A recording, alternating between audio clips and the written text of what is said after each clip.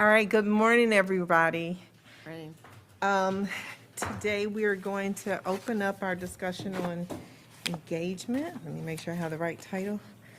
On our family engagement survey. Mr. Fritz and I had an opportunity to meet with our leaders on this topic, and we discussed what we can, where are my notes? Right. We discussed the possible next steps. So I know that our speakers today have some next steps outlined as to where we're going. This will be an identification of an ongoing discussion throughout the year because there could be budget implications, there could be resources that are necessary to really address the concerns that are raised as a result of these outcomes. And also goals. So as we're listening to them, they will be outlining those goals, and then that will help us to figure out what those next steps should be and how we can work throughout the year. So thank you so much. I'll turn it over to Dr. King, I think. Are you opening? Yes, thank you. Good afternoon, or I should say good morning, so I apologize because it is 11 o'clock. We're excited to be here today to discuss the Family Engagement Survey results, and I have a team of folks who will be engaging in this conversation today that I would like to introduce. I'll start with Lisa Hall, our new Chief Experience and Engagement Officer, who will be responsible for the work moving forward. Kathleen Waltz, Executive Director of the Office of Professional Learning and Equity. Dr. Renee LaHuffman-Jackson, Coordinator of Family and School Partnerships. Dr. Alicia Martinez, the Project Manager from the Chief Equity Officers in the back. Principal Jamie Gadley, the Principal of Drainsville Elementary School. And Principal Javon Rogers, who is the Principal of Mount Vernon High School. And we have with us Dr. Amy Bell, Senior Director of Research for K-12 Insight.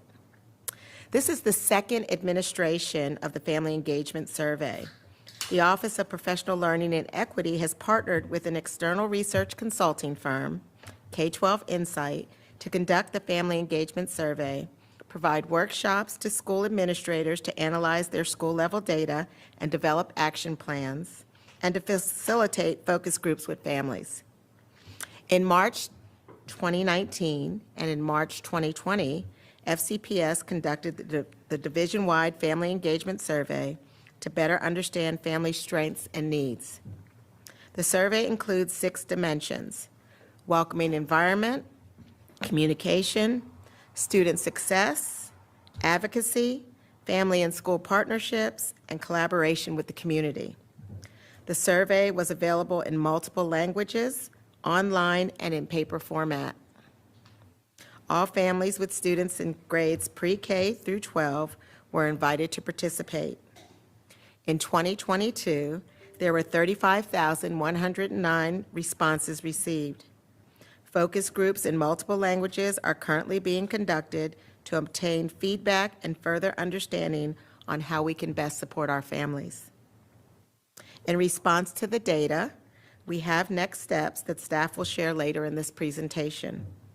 We want to thank the school board for their support of funding family liaisons, who we know play an important role in our schools and in the engagement of our families. We know that they are not the sole source or responsibility of this action, but we know that they play a great role, and we are forever grateful that the board funded a family liaison representative in each one of our schools. As you hear the report and the discussion, please consider resources to expand our work. Oh, Dr. Bell, thank you for sharing the results with our team. Good morning. Hold the mic. Oh. Okay, good morning. Is that better? All right, let me get the presentation up and running. Hitting play. Thank you for the introduction, Dr. King. I think you laid out a lot of the information on one of the slides I was going to go through. I'm having trouble getting the presentation played.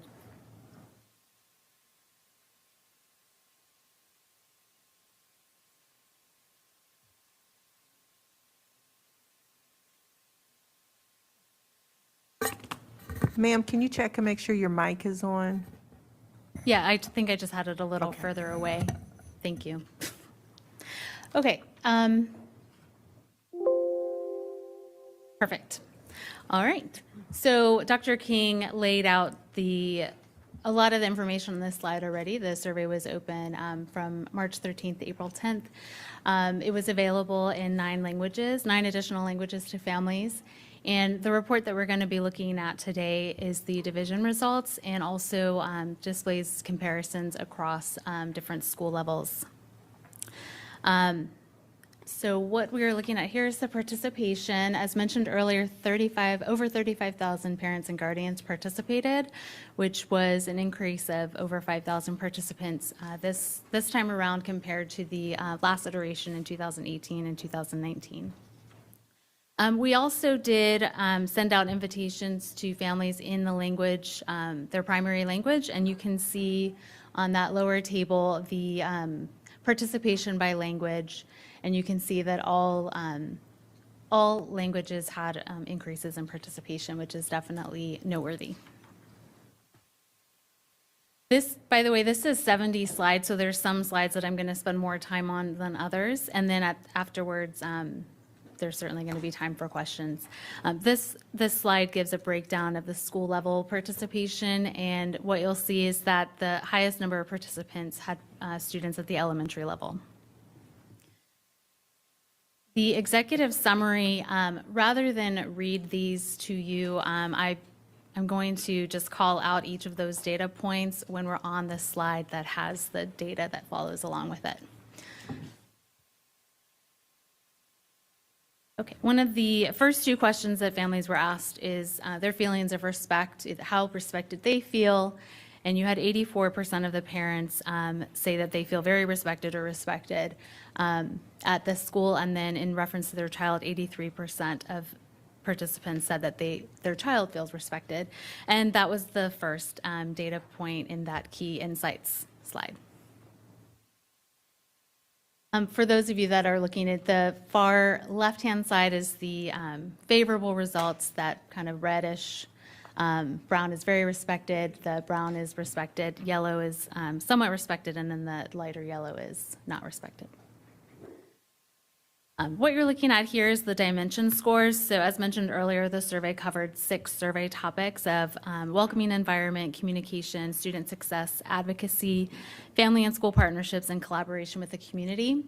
And what this slide is, it represents the average agreement across all of the items within each of those survey dimensions or topics. So for example, welcoming environment had 8 survey questions, and the 86% that you're looking at is the average agreement for all of those 8 items within that dimension. So this slide gives a nice snapshot of agreement in which of those survey topics had the highest favorability, which was welcoming environment. And that is something that was highlighted on the executive summary slide. The report also has a breakdown by school level, so you can see the green is the elementary, middle school is blue, secondary yellow, and then the high school is red. And what you'll see is, again, that the welcoming environment is the highest for all participants, and even when you break it down by school level. And a pattern that you'll see throughout the report is that generally the elementary parents and guardians responded more favorably throughout the survey. And then following the rest of the report just goes topic by topic. So you can see the individual items at the division level, and so you'll be able to see the breakdown of percentages of how participants responded in terms of strongly agree all the way to strongly disagree. And what I'm going to do, so you can see each of the individual items here, and I'm going to skip ahead to the comparisons by school level. It has all of those same survey items. But what these questions cover is just feeling welcome at their child's school, families being welcomed based on background and culture, school leaders inspiring active participation in the school community, and having at least one caring adult. This school welcomes families of different backgrounds and cultures was the highest ranking item for the middle and secondary and high school participants. And that was something that was included in the executive summary. The second set of questions for welcoming environment include my child feeling safe at school, the school being inviting, events that their child's school held at times that they're available, and the school is safe. My child feels safe at school was the highest ranking item for elementary parents and guardians. The next survey topic was communication. And one thing that was included in the executive summary was that third item, that information provided to me by my child's school is easy to understand. You had 89% of the parents and guardians said that they agreed to that, or strongly agreed. And then 84% said that the school staff keeps them informed, which is that top item. And you can see the responses broken down by school level. And again, generally following that pattern where elementary's parents are responding higher than the other school levels. The next survey dimension was student success. And again, you have the individual responses at the division level here. But for sake of our conversation, I'm going to show the comparisons by school level. You can see there's a little more gaps between the school levels, particularly in that last item. The school staff works with me to identify social and emotional skills that my child can develop to be successful.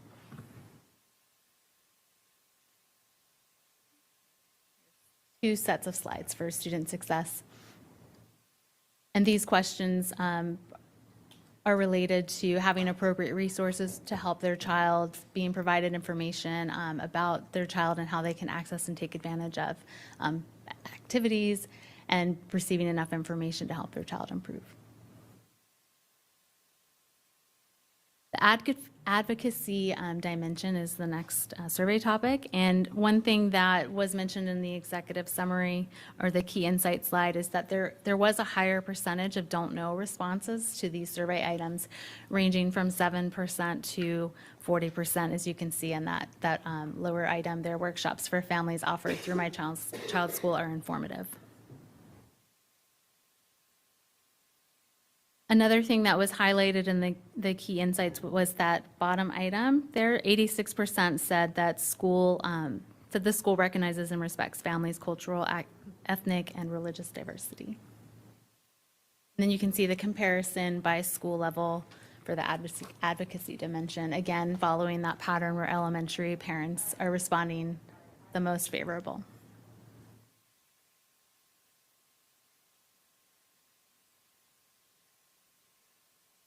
Moving into school and family and school partnerships, there were just two survey items here, and I'm going to jump to the comparison by school level.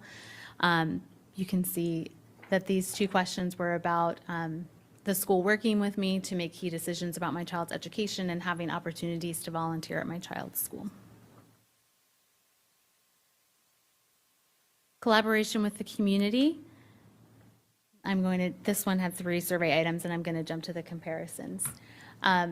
These survey items were related to having and receiving information about community services that help families, being provided opportunities to connect with other families, and resources and community supports being provided when needed.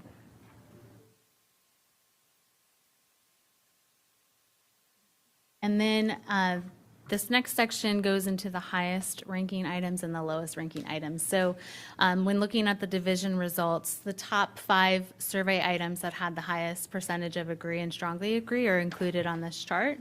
And you'll see 4 out of 5 of those items come from the welcoming environment. And these top 5 are very similar when broken out by school level. There's just slight variations in the order. And in terms of the lowest ranking items, these are the 5 items that had the highest percentage of strongly disagree or disagree.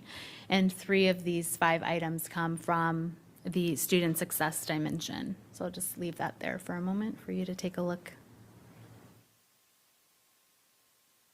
And when you break these out by the school level, the responses are similar. So instead of spending the time going through each slide, I'm going to jump through these, but I just want to identify that they're here so that you know.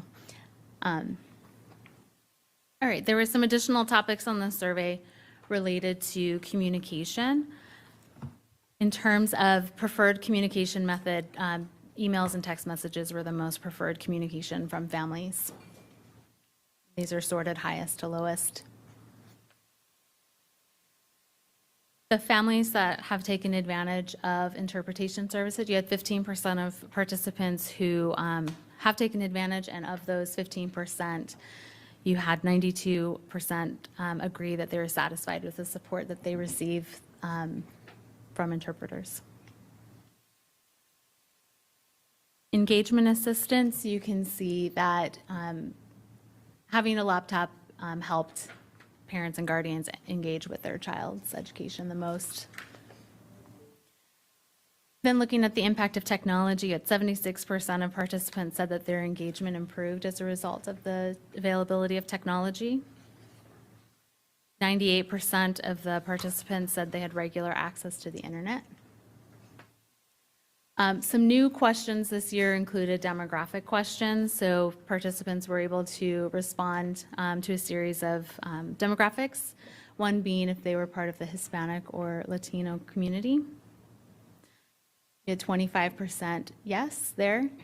And then the race of the student, the majority of participants, 60%, were identified as white, followed by Asian, Black or African American, then American Indian or Alaska Native, and then Native Hawaiian or other Pacific Islander.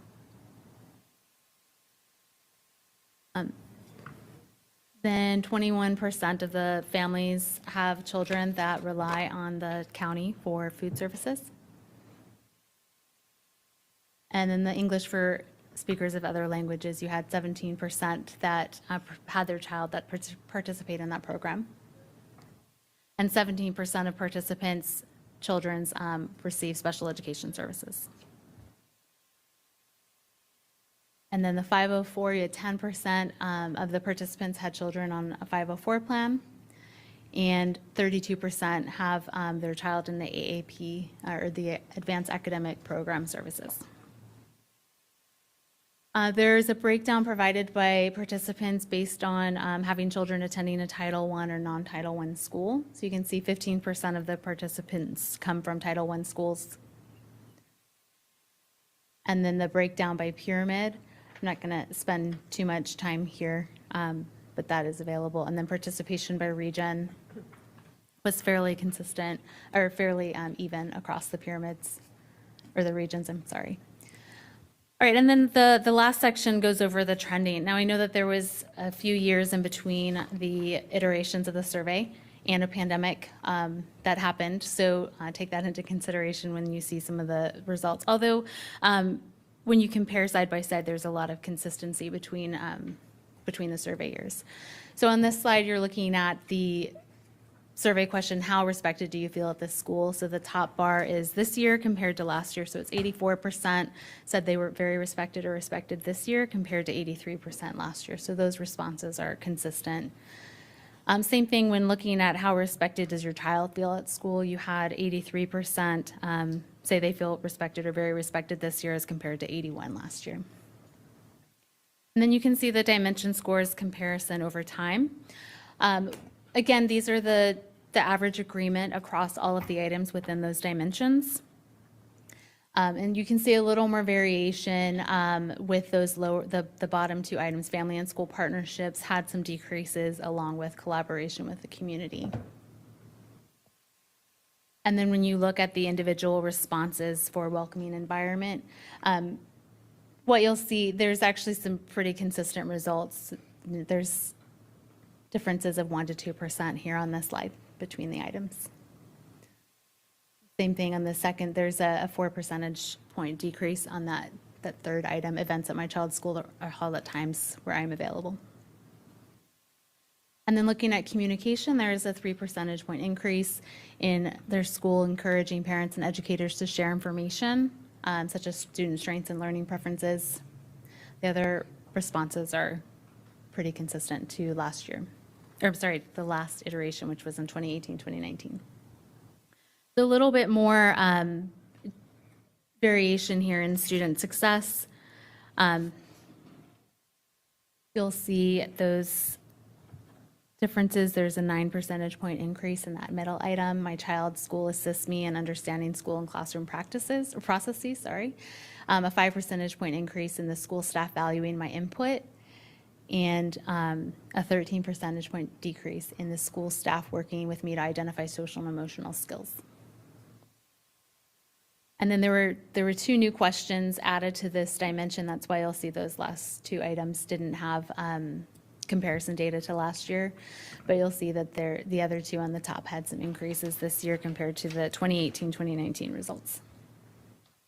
Then looking at advocacy, that middle item, I feel comfortable with information and support from the school had increases this year, 14 percentage point increase this year compared to the 18-19 results. And in the second set of advocacy, these responses are pretty consistent across the survey years.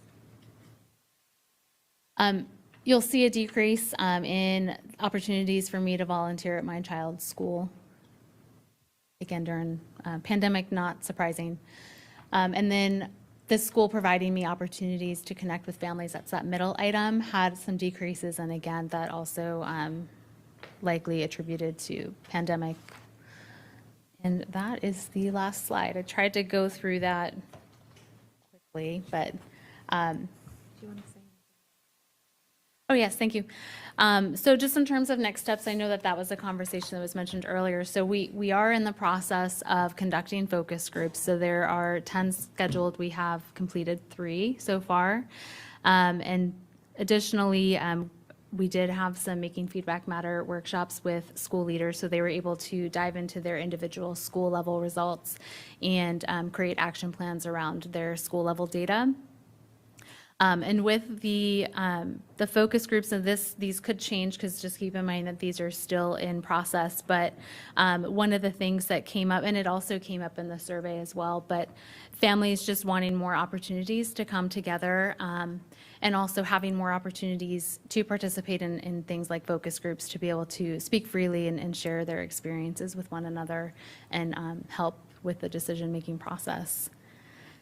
So in terms of what's going on next, that is the focus groups will be completed hopefully in the next couple, probably I would say next month or so.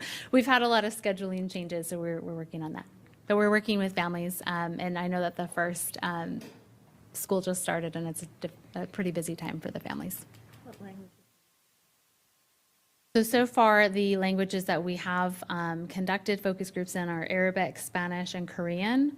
We have a Vietnamese session scheduled and another Spanish session scheduled.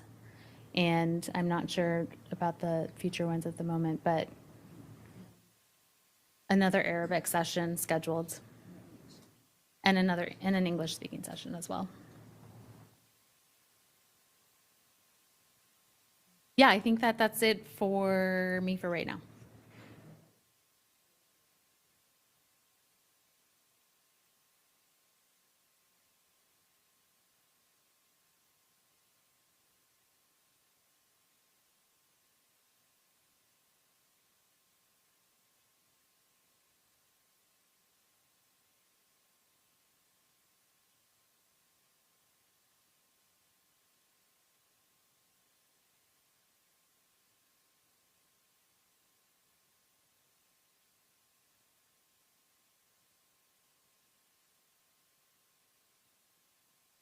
Yep, I knew it. Can you hear me now?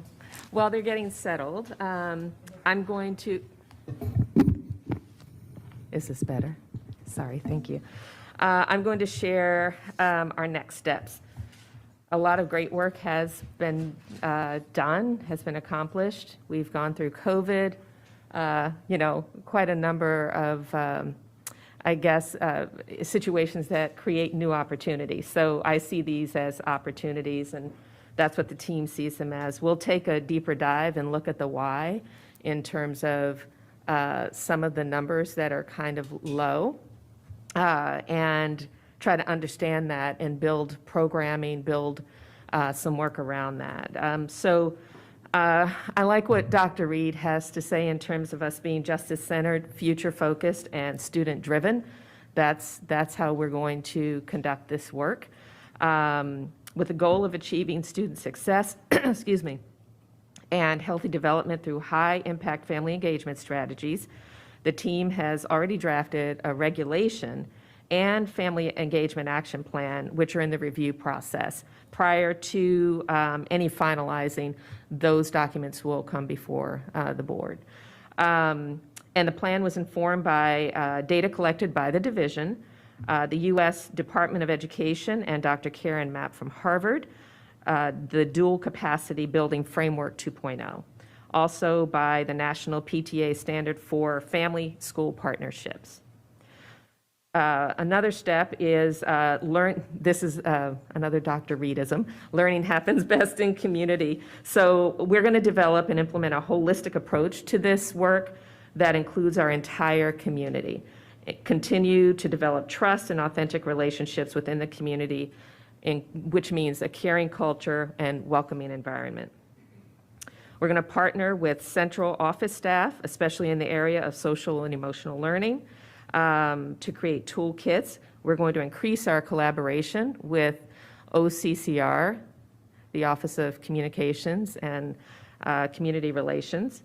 We're going to continue to build the capacity of our school administrators and staff on the importance of this work as a holistic approach. So it's embedded in everything that we do.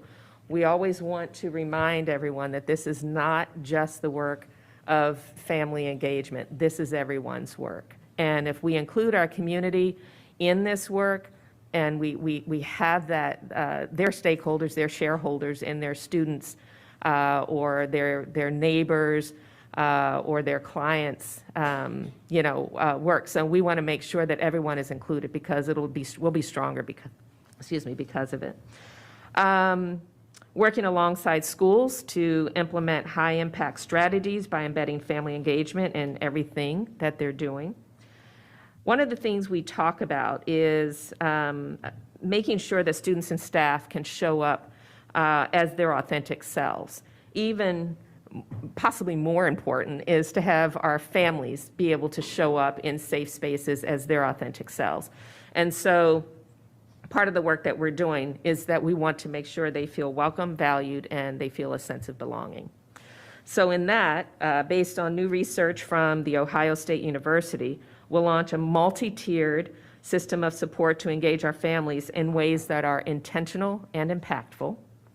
We'll implement two-way communication and inclusive engagement and educational opportunities for families to learn how they can best support student success and healthy development. And finally, this one excites me a little bit. It's Family Academy that we had talked about, developing a central hub for families to learn all they need to know about FCPS and supporting student success and healthy development. So this is kind of a go-to for everything to support families who need to support their students. Again, it happens best in community. There are families who come from different countries, families who are brand new to the division, and if they can get this information in one place by trained staff, that will just make us stronger. So to accomplish this work, again, these are opportunities. We want the board to look at existing resources, resources that we might expand upon, and then new resources that we might need. We have partnerships. We have our collaborations within the division, whether it's our schools, our administrators, OCCR, our divisions across, our departments across the division. We want to look at all of that and consider how we can do this and best do this work together. Thank you. So we're excited that we have two of our rock star principals that are with us today, and we'll start with Jamie.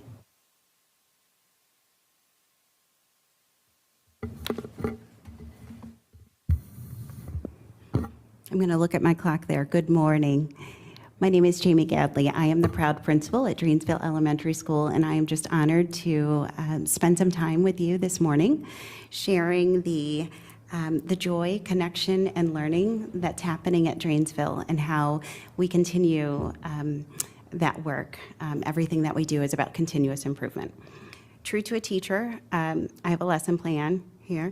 I have my notes. And as I listen to the division-wide results and think about our continuous improvement, I'm going to look down a little bit and use the data specific to Drainsville to speak to the things that we have in place, and some places that we might go as I zoom out and think about next steps. So I wanted to start with celebration because that's what we do. And our welcoming environment and communication results from our 162 families who responded to the survey are not by chance, but by intention. And so thinking about today and sharing our story was an opportunity to think about the intentional moves to create a welcoming environment and what we've done to create communication, not just from school, but in partnership with families, that two-way communication that we know is so important. We've worked over the past, so I'll pause here. I'm a pandemic principal, started September 28, 2020. So I must be open about that perspective and how I process this data as truly an opportunity to reflect on what our community has experienced, what we've been through together, and the way that we'll grow together as a community, okay? And so as I thought about our partnership with families, our work as a community, I thought back to June 7th, 2021.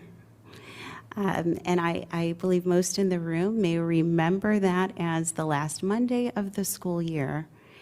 And the Monday after we received the go-ahead to come together outside and in person. And the first opportunity that we had to bring back students, whether they learned virtually or in person that school year, we had a kindness celebration. We made sure that every one of our families, whether they had seen each other in person or not that school year, had the opportunity to connect. That's a priority for us. And that's something that we carry through our work, through our days, every day.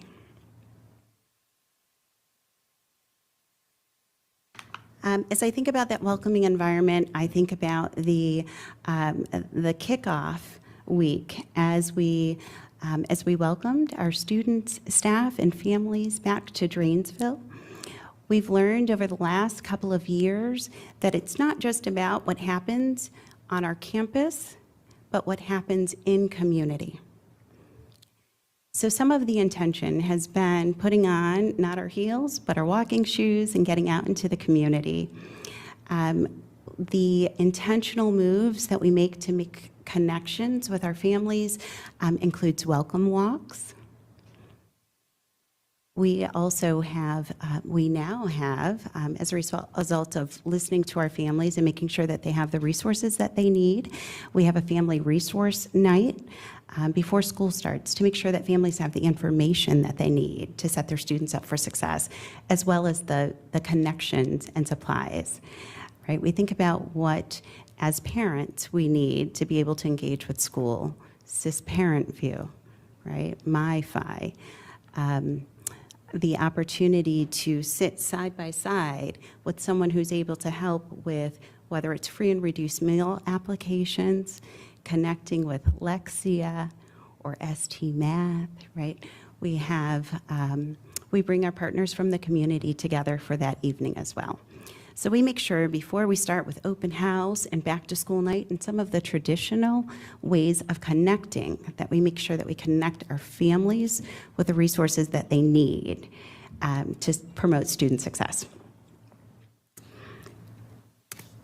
And then there's just joy. There's just joy. It's Hello Week at Drainsville this week, right? So we worked with our PTA. We're very clear about our vision with our PTA to create a caring, inclusive school community that's committed to excellence for all children. And that means Take What You Need Tuesday was set up with by our PTA president and our student patrols last night. And And we really think about how those small acts of connection, those small opportunities to tell our students and our staff and our families you matter, makes a difference in terms of building trust and joy and a successful school community. As I think about the work that the areas where we've been successful and continue the work, feedback that we've received from our school community include no surprise, right? When we look at the data, our families prefer receiving information by email. So we have set up a predictable, timely, consistent Drainsville Tuesday connection. We use News You Choose for that communication. I also made the decision to join our PTA Facebook group, so there's that real live connection. If there's a question, I can pick up the phone and answer that question rather than it taking a life of its own, which has been really helpful the last couple of years. Schoology has been another platform. When I think about that teacher title, that teacher role and that teacher lens, we've really flipped our model of providing access to information for families. So when I think about back to school night coming up, we provide that information on Schoology with an option and the opportunity for families to come in, ask questions, to further understand what they've seen, what they've learned through our videos and slides. So we're really thinking differently about how we provide access, connection, and care for our families.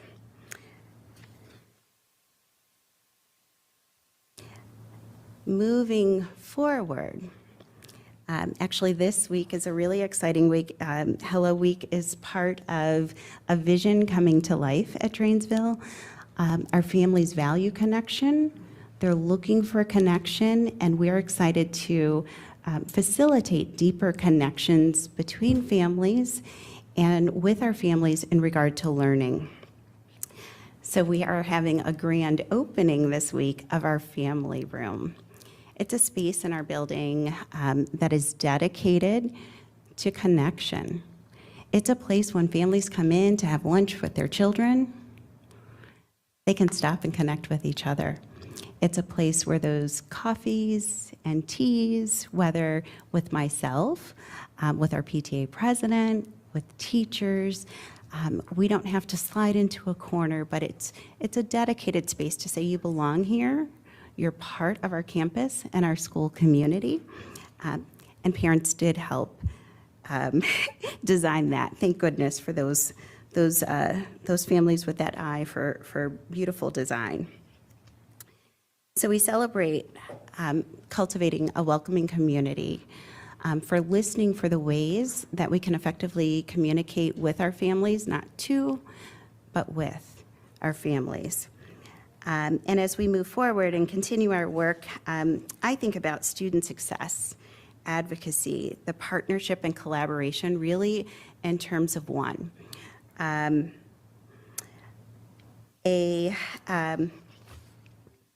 I think of that as in terms of one continuum. Our school improvement and innovation plan is a true highlight in terms of our work. When I think about wellness at Drainsville, one of the highlights is thinking about the family engagement plan that we have developed in partnership with our PTA, our MTSS core team, our equity leads, and our family liaison. Just a few highlights. So to put into context, right, I believe that it's important that our school community not do things in isolation, but really look at a big picture of our work. And so our family engagement plan was developed, yearly perspective, quarterly touch points.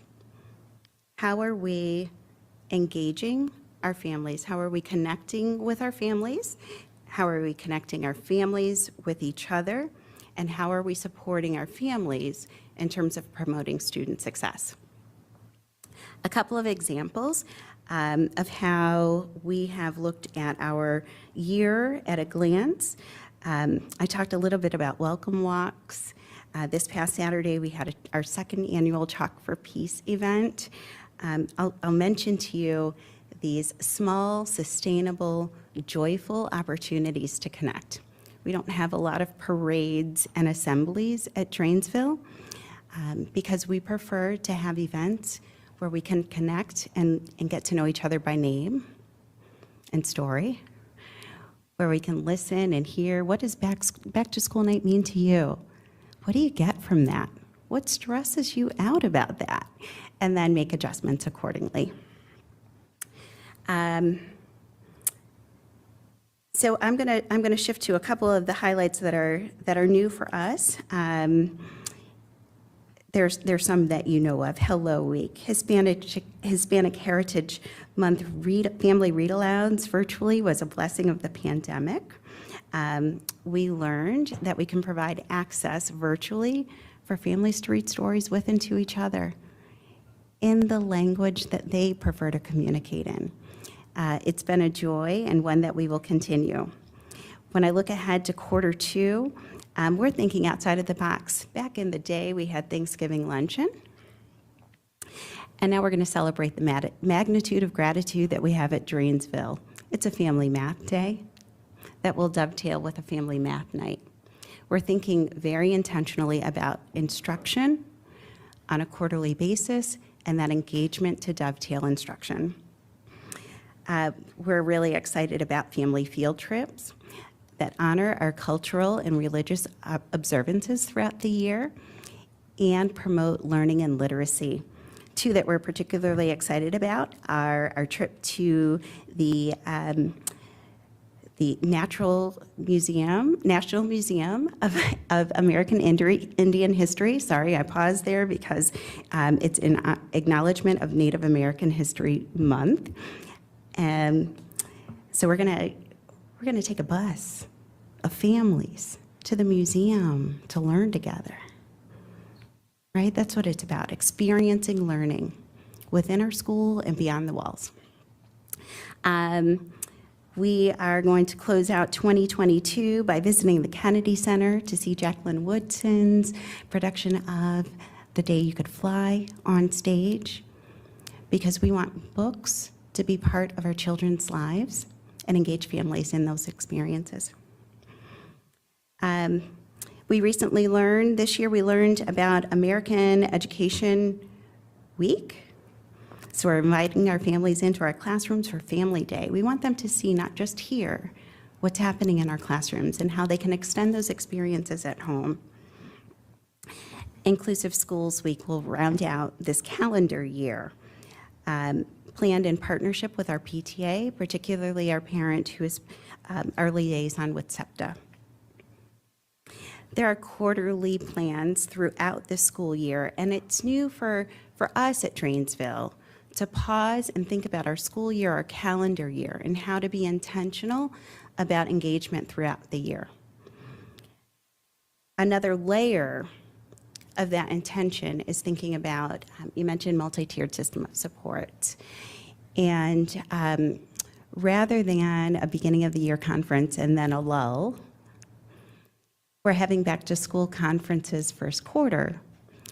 And we've aligned our communication with families with our MTSS calendar throughout the school year. So every 6 to 8 weeks, families get an update. Families are involved in, this is how my kiddo's doing. This is what's happening in school, and this is how I can help at home. We know that this is a partnership, and we're excited to continue the work. Thank you for the opportunity to share.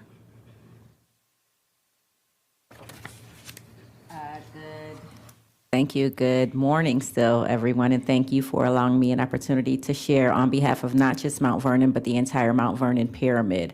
So I'll be talking to you a little bit about what Mount Vernon is doing, and then moving forward, how we have decided collectively as a pyramid how we might work together to support all of our families. And as most of you know, I'm a former elementary school principal. I know the level of family engagement we typically have at elementary school. And so I'm being a little selfish in trying to steal from them and welcoming all of our parents in from elementary, middle, and high so that we can all support them together. So I'll start too with celebrations, and lots of what I had to share was similar to Jamie, so I'll go quickly with that and talk more about that pyramid approach. But we are very happy to share that in alignment with the district results, our welcoming environment communication numbers were pretty high, and we're excited about that. And like Jamie, it is as a result of us being very intentional. And I also want to capitalize on that idea of authentic relationships, because we know that events alone, without those authentic relationships and recognizing who our families and students are at home and what they celebrate and what they're proud of, really is the way for us to connect with our families. And so at Mount Vernon this year, we started the school year off with focusing only on relationships and a focus on names.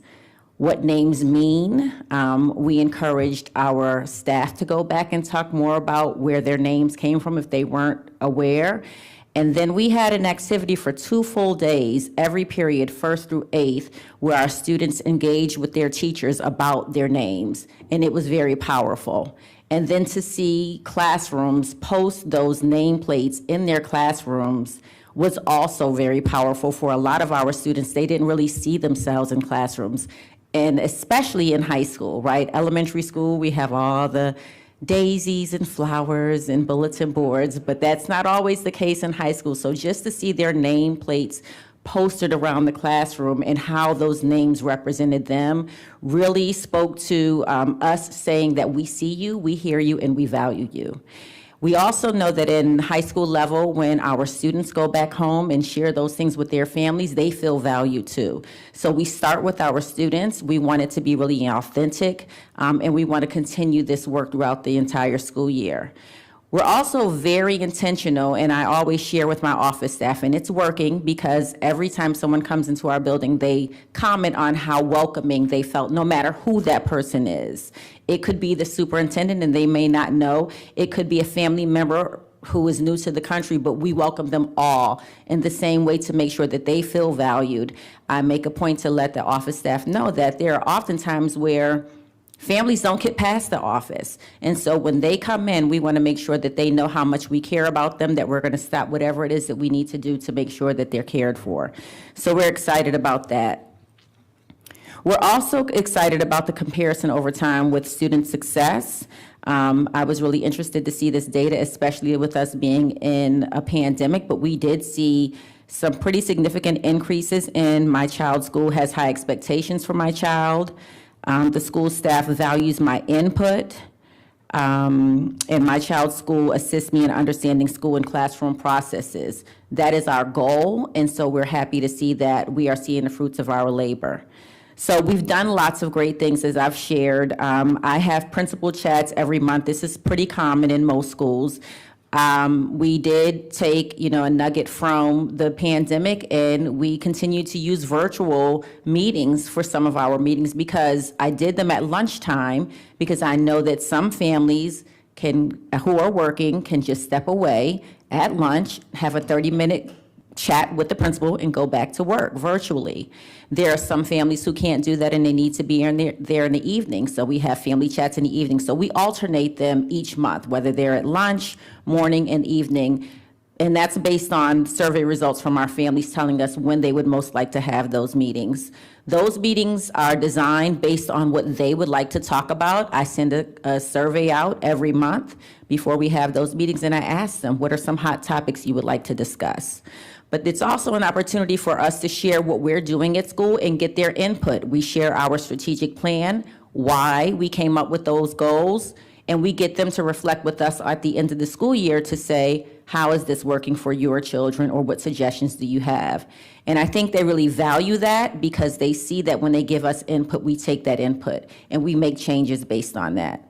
So we'll continue to do those things. We'll continue to do the home visits that we do. We want to expand on that. Right now, when we talk about the multi-tiered support systems, we typically do home visits for our students in that Tier 3 area for attendance or on-time graduation. We want it to be a little more proactive though, right? So now I've hired a dean of students, we have more staff, and we want to go out and visit more families so that they too feel welcome, because as you all well know, going to homes gives you a lot of perspective about our children, where they come from and what they need and how we can better support them. We have military-connected families, so we have student ambassadors, and we've worked to grow that program substantially, and we're really excited about continuing that work. We know that our military-connected students come with their own challenges, and our families really appreciate that we recognize that, and that we have a Purple Up program for our students. They do an amazing job of being ambassadors for our school, giving tours at our school, and making sure that those students have a connection as soon as they come to school. So we'll continue that. Moving forward, something that actually Crystal Trammell is coming to our pyramid meeting tomorrow. So as a pyramid, we decided that family empowerment was our goal for the year. We want to be able to empower all of our families to advocate for themselves and to advocate for their children. And so we're going to be using some of the programs from that office and working in collaboration with them so that we can work as a pyramid and have monthly meetings for those families, connect them with their children. One of the big aspects out of that program is the Family Connection Program, and that is for some of our families who have been separated. And so giving them the skills and tools that they need to reconnect with their children and understand school here and how they can best support their children. So we're excited about that opportunity. Again, we're taking a pyramid approach to this because it really is important for us that we're touching all of our families and that they feel very connected with each other and with other families who are experiencing some of the same challenges. We want to build that community. One of the things that we know, and I know that this to be true at most schools, we have some of the same parents at PTSA meetings. I've worked at schools from very affluent homes, and I've worked at Title I schools, and regardless, PTSAs are typically the same core group. Those of you who've been in PTSAs know that that is true. And so we really do, we work hard to make sure that we are empowering other families to join PTSAs, but we don't want them to just join, we want to empower them to have a voice. Because what often happens is they may come to the meetings, sit on the perimeter, the same voices are talking, and then they don't feel like their voices are valued, so they don't come back. So we want to start with a smaller group and talk to them about what their concerns are, what their advocacy points are, and build their skills so that they can go out and advocate and make sure that they have more of a presence in our buildings. So we're excited about that work. We're excited about partnering with Crystal and Renee in this work, and I will be excited to report back to you how that has worked for the Mount Vernon Pyramid. Thank you for your time. Thank you for both. Thank you to both of our principals, and I know that we're supposed to break according to our schedule at noon for lunch, but both of the principals need to get back to their buildings, so I wanted to know if there were specific questions for principals so that they may be able to answer. So we are often flexible with the schedule, but I will just ask everyone if we can just take a few moments to make sure we can ask questions of the people that are here. We can go ahead and just get started. Okay? All right, without objection. Yes, Mr. We have a Fisher. list of everybody who already has their placard up, so if you do have questions. Yes, okay. We'll, So, given that we're going to break after we speak to the principals, are you going to keep the order of the list in the same order for once we come back after the break so that we can finish our second half of the questions? may I make, is it okay if we just give ourselves at least an hour to try to get through one round and everybody can ask their questions? Is that okay with I mean, if that is a problem, we can adjust it, but then that will give people to, or are you suggesting, Carl, that? I think if this is what people were not expecting that this list would be just for principals. Right, I know. So if anybody wants to keep their placard up for principal questions, maybe we take advantage of that. Okay, all right, so we'll do principal questions first. And then break. A quick point of order. I know this will come up, timing of questions for principal questions only versus afterwards, so we can make sure we get to our break, and then Right, we do we're have another doing- topic after this as well. So are we giving 3 minutes for the first round as well? For The first principals? round will be after lunch, right? So that'll be 3 minutes.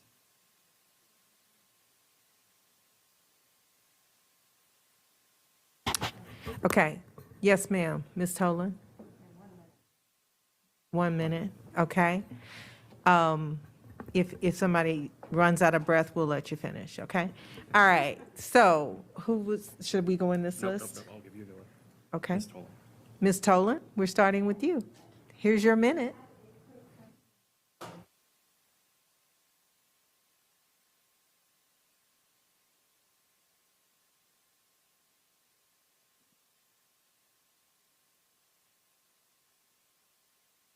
I was interested in the pyramid work around family reconnections and then maybe even broader as well. Since I was just thinking about families that have high school kids, they might have a middle school kid, they might have an elementary school child. How are you communicating across the pyramid maybe for families that have kids in multiple schools? Are you asking how we plan to identify them or how we're communicating with them? I was just curious if, because you're at the high school. Yes. And family reconnections, I know, is a huge, very important topic. But I would think that you might want to do the same kind of communication with other topics as well. And I mean, even just with events I've been to over the last couple of weeks, I'm running into parents at the elementary school, and then I see them at the middle school because they have children in multiple schools. Do you have a way with your pyramid work to collaborate for those families that have kids in multiple schools? Are you asking how we can decrease the amount of time? I'm not sure that I'm understanding your question. So as a pyramid, we will work together. We've already collaborated to make sure that we're attending each other's events and sharing. We share lots of events with each other. We share them in our newsletters. I'm not sure what you're asking regarding how we will communicate with all of the families. Do you mean as it relates to different programs? I meant just if you identify a family at the high school, do you have any outreach if they also have a middle schooler? That's our goal. So that is our goal. Because what we're realizing as we have conversations is that they are the same families. And so rather than them hearing from 3 different schools potentially, we want to make sure that we're collaborating and speaking with one voice and asking how we can support that entire family. Perfect. That was my question. Okay. Thanks. Thank you, Ms. Tolan. Next, we have Dr. Anderson. Okay. All right. Next, we have Ms. Derenak Kofax. I just wanted to thank you both for your time, for being here. I really do appreciate all of the things that you shared with us to make your schools warm and welcoming environments. And I wanted a little bit of follow-up of questions from the high school level, because I think that's extremely important. I mean, as a parent myself, you saw the less of a welcoming environment. It is a reality into it. You are very welcome in the elementary school. In middle school, you're kind of like, your kids don't want you there. So, but in high school, you're just like, I want to help, and your kids may not be embarrassed by you any longer. So how can we do this? And I appreciate that even all, like, I've represented my region for 10 years now. Some pyramids do it really well about engaging all the way down, and that creates a pride and a sense of pride, wanting to be a Mount Vernon major, right? That's who they want to be because they've been engaged from the start. So I appreciate what you're saying and what your goals are. Keep it up, both of you. I think what you're doing is tremendous, and I appreciate the work that you're sharing with us today. So Thank you. Thank you, Ms. Derenak Kofax. Next, we have Ms. Omesh. Thank you, Ms. Gadley, Ms. Rogers. Always good to see you here. Here she is. My first question is, so during COVID, you might recall, there was a really concerted effort to reach out to every family, to knock those doors if all else failed, et cetera. How do you see that our engagement methods have differed, and perhaps ways that we might benefit from reflecting back and applying some of that?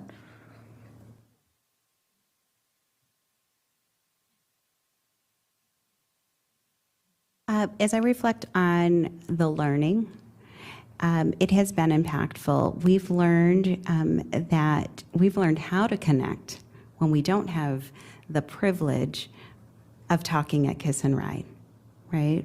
During morning and afternoon, there's some natural connections that happen during our school day. So the lessons learned that we continue are to leverage tools like talking points, to be sure that families are engaged in two-way communication. That I believe is one of the most impactful. And one of the reasons that we had such an incredible response to the survey, right? We're able to share information not once, but as many times as we need to say, that, and this is for you. United Language Services is another incredible tool that has provided a direct connection between every staff member in our building with every family. So we've learned lessons that have maintained and really changed our work. And I would just add that we use a carrot, right? So during the pandemic, many of our families were disconnected from technology and needed Wi-Fis and needed laptops. And so we asked ourselves how we might be able to use that to bring them into the school, to get them signed up for Schoology, to get them signed up for Parent View, to let them know that we have a food bank and food available. So knowing that, or in giving away school supplies. So using that as a carrot, so to speak, knowing that that is a reason families come, and then also alternating opportunities for families to come to the building to get those things. So we know when we had to give out laptops during the pandemic, we gave some out in the morning, some in the evening, some on the weekend. We continued with those practices because we want to be as flexible as we can with parents. But when we get them there for one thing, we try to hook them to something else that we know that they need. And have you felt restricted at all from a resources perspective, seeing the extent of the need and what the potential might be? Always. Yeah. Are there specific areas? Our families are in need of so many resources. And one of the things that you notice from the Mount Vernon Pyramid response rate is that it was 3%, which is not very different from the other high schools, but we're still in the process of trying to get that information from our parents. What do you need? We know surveys. That isn't the way. So when they come into the building, we try to assess their needs and provide them as needed. But, and I think we're doing a pretty good job, but I'm certain that there are still things that we're not aware of. When we do have drives, and Karen has joined us, like giving away book bags and school supplies and food, we get lots of families, but we still don't know the other needs that they have.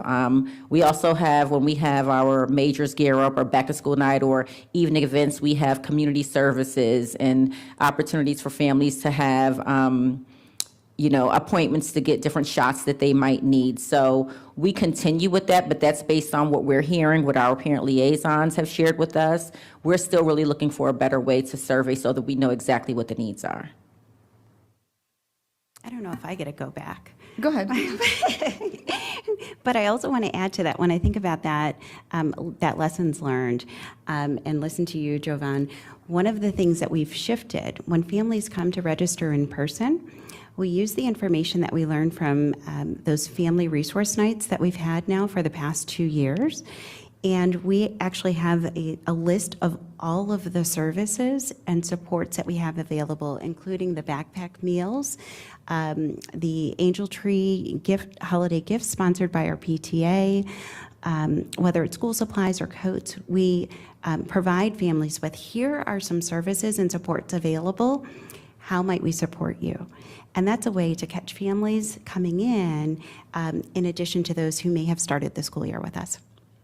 Yeah, no, I really appreciate, you mentioned United Language Services and talking points, and then, Ms. Rogers, you mentioned the MiFi devices and whatnot, which were always a need, but then COVID forced us to confront that, right? So I guess I remind my colleagues that these, specifically United Language Services and talking points, and then the MiFis, were things we funded just over the past 2 years, I mean, in terms of the quantity, the extent to which we funded them.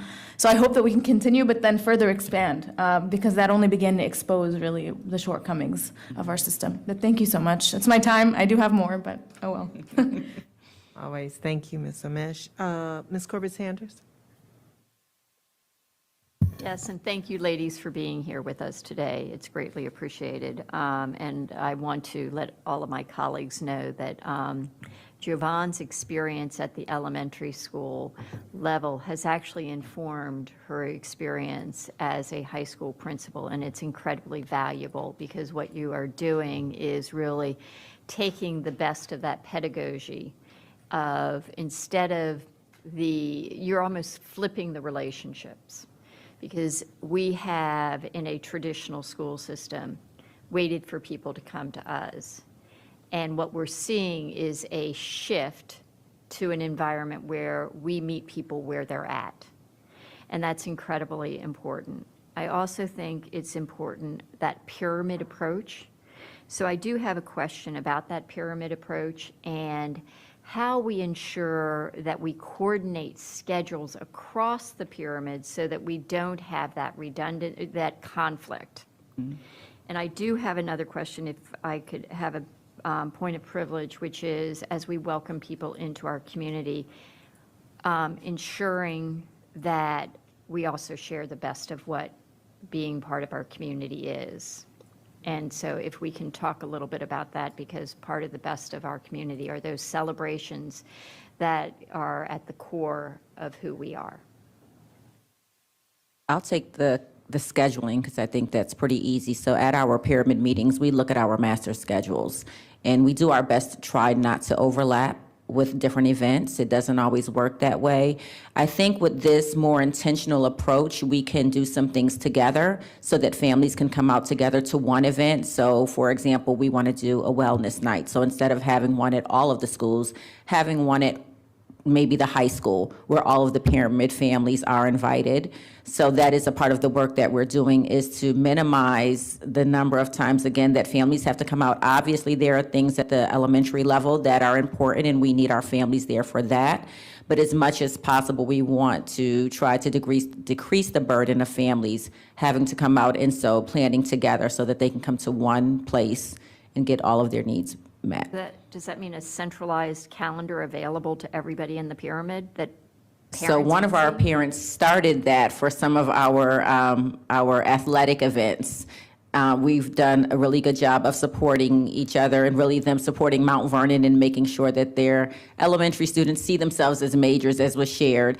And so coordinating those events, but more specific to the parent empowerment, yes. Thank you. Taking another note from you, Javon, in terms of expanding the calendar. So I'll speak to the second part of your question was really reminded me of the ambassadors, which Javon and I, that was a similarity that I heard in our work this school year. So in partnership with our PTA, we recognize the importance of carrying the banner, not just for the members of our community, but those coming into our community or those who may be looking in. And so we're working on developing a cohort of both student and parent ambassadors to share the joy and to grow the joy of Dranesville. Thank you, Ms. Corbett-Sanders. Next, we have Ms. Sizemore-Heiser. Thank you, and again, thank you, ladies, both for being here and really the wonderful things that you're doing in both your communities. So I really appreciate it. I had a couple questions. One, I heard a lot about, I love the pyramid approach. I think it's fantastic. But what are you doing sort of intentionally to engage those families and students who are at your school but not in your pyramid, or perhaps not based at your school? Because there are students who are in programs, right, especially special education students, whose families may not feel like they're part of the community, may not be part of the community, and then they end up going to a pyramid that's not your pyramid and may not feel like that community. So just a question there for you on that piece. So I'll take that because we've been really intentional about making sure that our families feel welcome. We often have at least monthly meetings for our parents of students with special education to come in and visit the classrooms. We have a CSS site at Mount Vernon, and that's typically the area where a lot of our families come that are not a part of our pyramids. And so my assistant principal has done an amazing job of hosting our families and having coffee and donut and just walking them around and asking what they need and having small sessions for them to be able to ask questions. So she's done a really good job of that. So that is specific to them. But then, of course, they're always welcome to all of our events.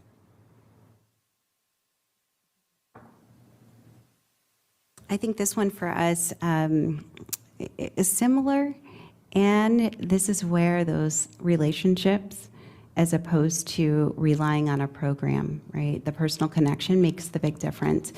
And as I think about our students who may not be based at Dranesville, I think about the connections that we do have across our pyramid. And we make sure that we are representing both schools to support transitions and conversations and success for students who may be at, whether it's Aldrin or Dranesville, or even outside of our pyramid coming from Coates. we connect, and I think we connect with intention. Great, thank you. And I think, it's a lot of students, right? It's some in the AAP Center, some might be different immersion program or for an academy class, or there's just, I think, a lot of students whose families may be one-offs from that, and I think that connection is important.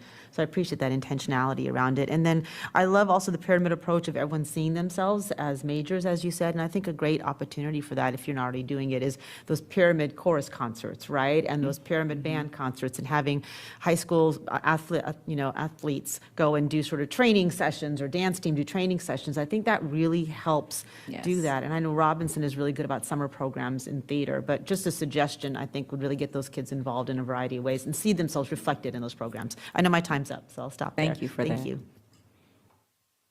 Thank you, Ms. Sizemore-Heiser. Next, we have Ms. Marin. Thank you. I wanted to ask more about the family liaison role. I know how critical they are, and you certainly mentioned it, but can you speak to some of the challenges that I've heard in regards to allowing that flexibility for the family liaisons to do things like you said, to go in the evening or perhaps on the weekend? I've heard that the position is structured in a way in which it might prevent that flexibility. Have you faced that as an issue? Or are they, if someone had to work during the school day and then in the evening, say at 5 or 6, or on the weekend in the morning, do those positions have that flexibility? Yes. Mine does. And yes. Okay, thank you. I had heard from, I can't recall who, but, or maybe in a few places that was needed, and it was just more of like a technical thing than not. So, so that's great. Okay, thank you. All right, thank you. We have one go back, and I have one comment because I want to get your feedback on it, but I'll be mentioning it in the later discussion. I've noted that, and we've had some discussions on this board about the different resources depending on the school. For example, you may have a very active PTA at one school and not at another. So I'd love to hear how you may deal with that. And the back of my mind, I'm thinking, how can we get centralized support from our leadership, our central offices to support this effort to eliminate some of those disparities? That's my future question. But if you can speak to any of that, I would appreciate it. Thank you. Well, we had a pretty robust conversation about this just yesterday, and it is the reality. We have schools where families can make donations and schools can benefit from them. We have booster clubs where, and we just don't receive that kind of level of support. I don't want to say support because our support looks different. So we're talking about funding and resources, and we are in great need of additional resources. We talked about the impact that has on the morale of our students when they leave our school and go to another school and they see some of the things at other schools. So it is an issue, and I welcome the conversation about how we can be supported more centrally so that our schools don't see such discrepancies from one school to another based on the amount of money their parent groups can raise for them. It is definitely an issue. Okay. All right. Well, I'm sure we can continue that. I just wanted to make sure you guys didn't see that as intrusive or No, ma'am. something. Okay. You wouldn't have an objection to looking at it in a more of an umbrella approach. Perfect. I have 10 seconds. I'm going to give it to Ms. Tolan so she can have her go back. I just asked for a few seconds to say how proud I am to represent Dranesville Elementary School. And I'm sure you can tell by the discussion today, the intention, the calmness, the joy. I cannot tell you, every time I go to Dranesville, I just walk out the door feeling amazing. And I know the parents that are with me and the kids do too. Thank you so much. And thank you, Javon. Thank you. All right, well, it doesn't look like we have any more questions for our principals. I, too, want to thank you guys for being here. Engagement is, in my opinion, the root. If we don't do that well, then it's difficult to do education well. So we're going to break. Mr. Fritz would like to cut our lunch to 20 minutes. 20 minutes over. we're going to split the I'm difference. fine with having 30 if everybody remembers that when they're talking in the next round. So can we go with 25? We'll split the difference, and we still have just 5 minutes short. So we'll meet back at, okay, I see Ms. It's going to be 30 minutes anyways. It's going to be, okay, so but 10 of. Yeah, 10 of. 10 of will meet back. Thank you so much, guys, for coming. We appreciate it. We will have more questions after the break.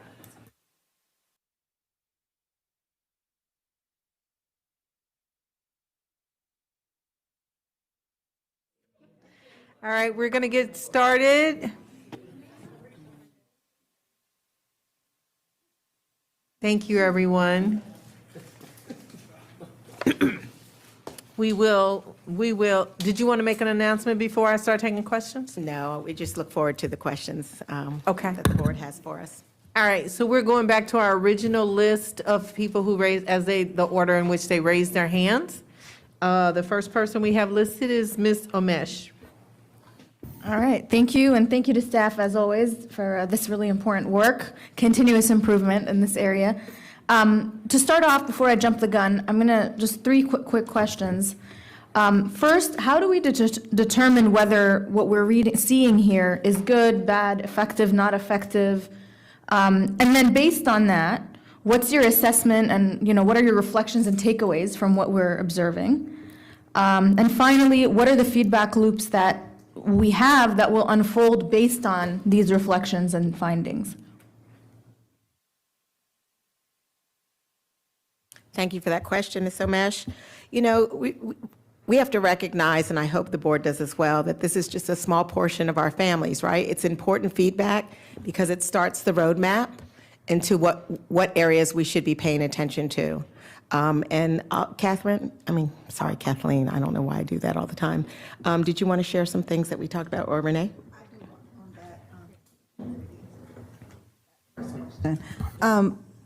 To respond to your first question, this was a census survey, and because it was done as a census survey, the validity of those perceptions is greater, because if we had done a sample size, it might have been 2,000 or 3,000 families. So I always like to remind the board of that. Right, yeah, there is a piece about that on the introduction page that I skipped over. But yeah, when you sense a sample, everybody has an opportunity to participate. And so really what we're looking at is a snapshot of feedback from the community. And thank you. And so what we always encourage, the feedback you're getting is a voice of your community, and it's more perceptual data than like breaking down in a statistical way. Does that answer your question? I hope. Part of one question. Okay, so first, how do we know whether this is good or bad, right? What is it telling us? And then based on that, what are our takeaways? And what's the feedback loop for those takeaways? Thank you. So in terms of good or bad, I think being able to look at data from previous iterations can help and see if there's areas of growth. Now, there's certainly some time in between, and we had to pause. I believe the original second survey was supposed to be done in 2020 to 2021, but obviously the midst of closures and everything, that wasn't feasible. So being able to look at that comparison data helps, and throughout the survey, there's a lot of areas where there was growth and things to celebrate. When you have some decreases, I wouldn't say that those are bad, but what they do is illuminate areas to maybe explore further.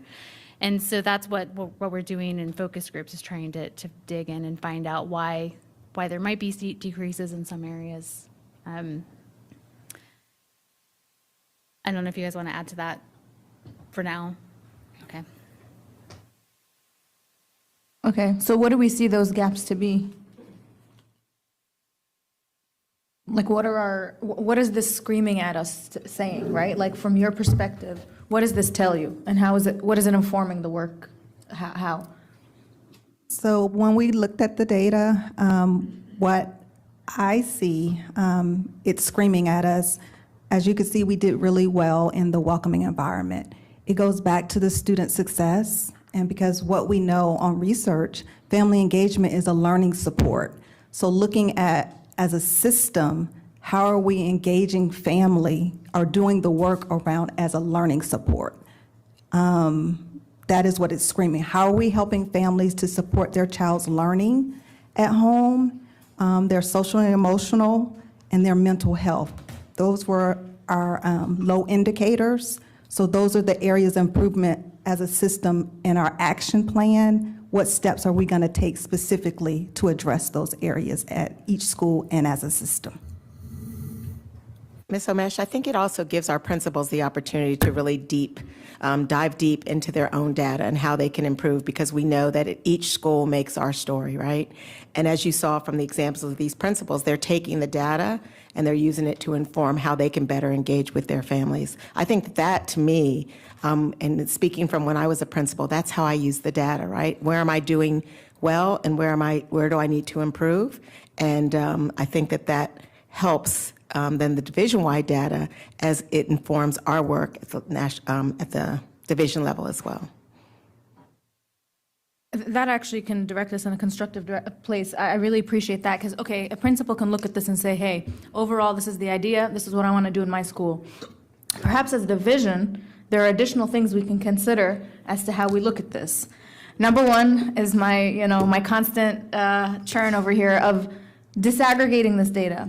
I appreciate that we started with looking at, for example, trends over time, a couple of years, right, trying to get a sense of it. Nothing really stuck out more than opportunities to connect and opportunities to volunteer. I think those stood out as deficiencies a little bit over time. But besides that, thinking, okay, we're looking at FRM, SPED, ESOL, et cetera, as subsets of the overall participant pool, but we're not mapping what their feedback is and how that feedback could be different, right? So I want to see the answers of these questions mapped, disaggregated across these groups, right? Because then maybe something will stand out to me in saying, hey, our FRM families have a barrier of some sort, or our SPED families are telling us that this particular indicator is missing. So maybe I'll pause there. I don't know if you have thoughts. Yeah, we do have the disaggregated data, and Dr. Reed is reviewing it right now, and I believe the intention is to share it with the school board. So you should receive that within the next few weeks.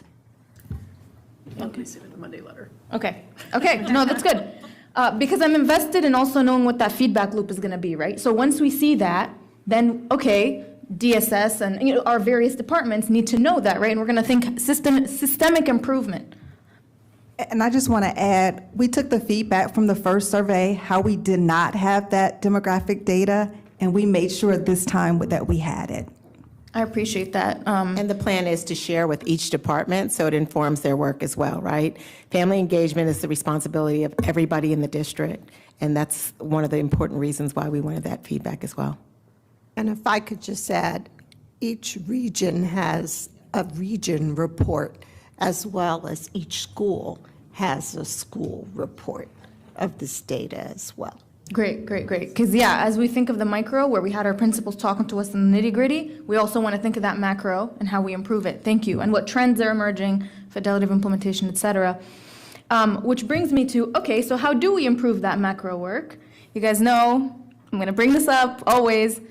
The categories we're looking at are insufficient, right? We track what we are legally required to track. We have programs where we have SPED, ESOL. In terms of racial categories, we track what the federal government tells us we track, but we are immensely more diverse than the average of this country. We need to give some thought into additional categories that we look at, expanding each of those categories. I mean, it's just ridiculous to me if you look at the slide on race, that we lump these groups. It continues to baffle my mind. I certainly am not white, but here that's where I would fit.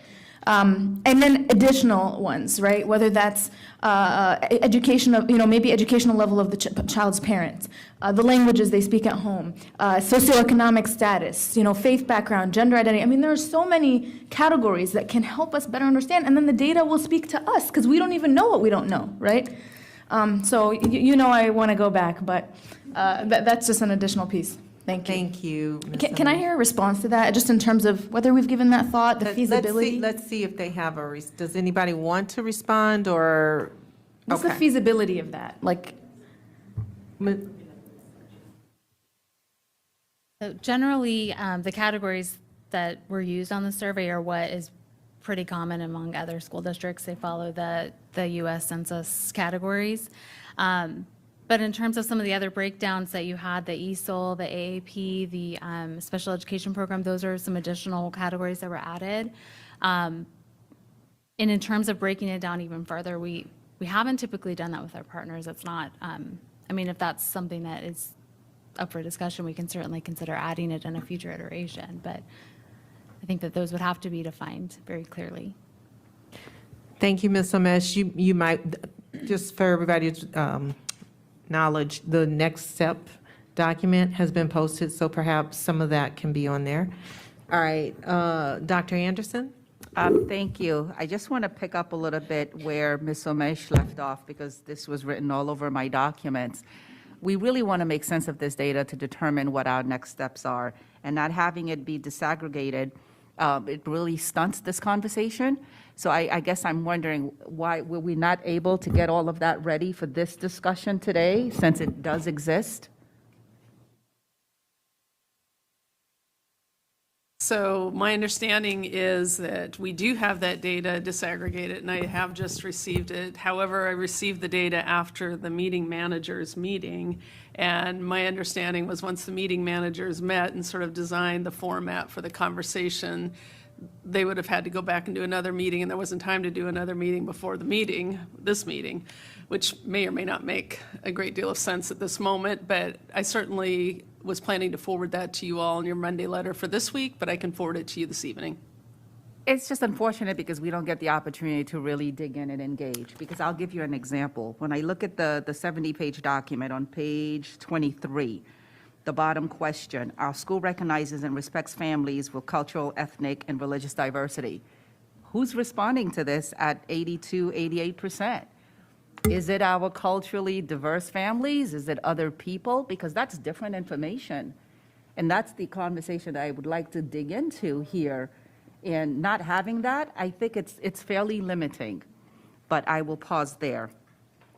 Dr. Anderson, let me ask a clarifying question. When you say that who's answering that question in the additional disaggregated data, I don't think that that's going to give you the answer that you're looking for. You collected demographic data, correct? So there's got to be, is broken down by race, by language, by some of the other factors, programs and services. Dr. Anderson, here's what I'll do. I just spoke to our meeting managers, and I'll ask Dr. King to forward, well, actually, I have it, so I'll forward that to the 12 of you right now, so you have it to look at. Okay, well, I'm going to forge on with the rest of my questions and then take a look at that as soon as I'm able. The executive summary on page 1, I see significant growth from the last iteration of this survey. You have your Spanish-speaking groups, huge improvement, over 37 more 100 participants, Amharic, plus 122 participants. What caused that? Email invitations went out in the primary language this time around.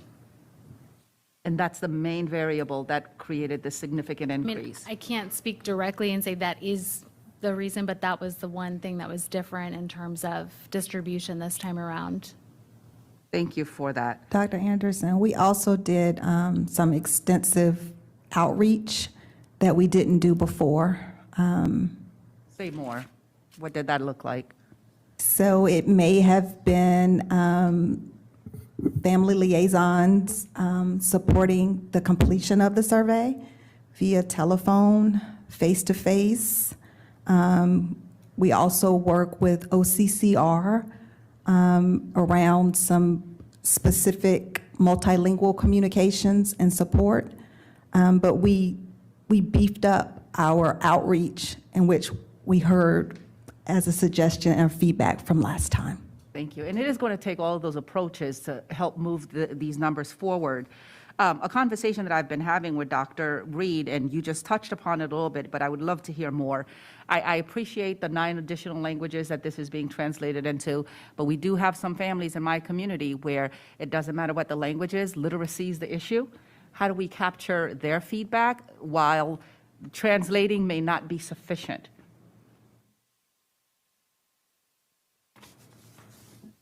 And that's where our family liaisons can be supportive of those families. So as Renee had mentioned, there were times when our family liaisons sat side by side to get the surveys completed.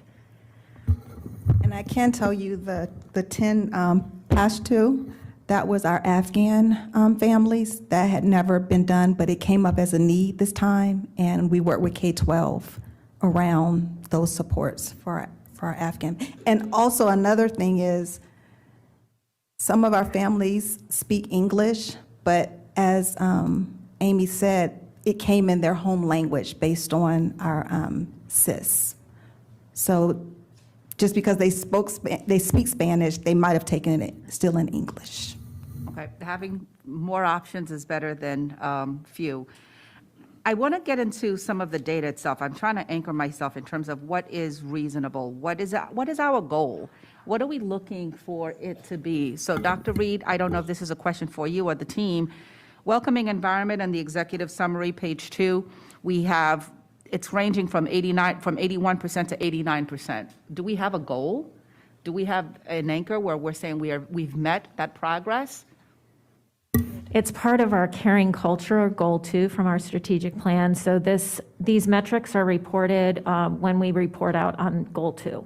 So what is the metric that we're looking for in order for us to determine whether or not we are successful in these components? Yeah, and I don't have that number off the top of my head, but it's the percentage of families, students, and staff who feel welcomed in their schools. And I think it's around 90%, if I'm not mistaken. Don't quote me on that, because it may not be accurate. If we could just embed it maybe next time, just to help with the comparison, that would be helpful. Similarly, with the participation rate, I would love to hear, I appreciate the increase from the last time this was provided to this time. I think it went up 2% by my little math here. What is our goal? How much of our population do we want to participate? And most importantly, what percentage are we looking for in our subgroups to participate?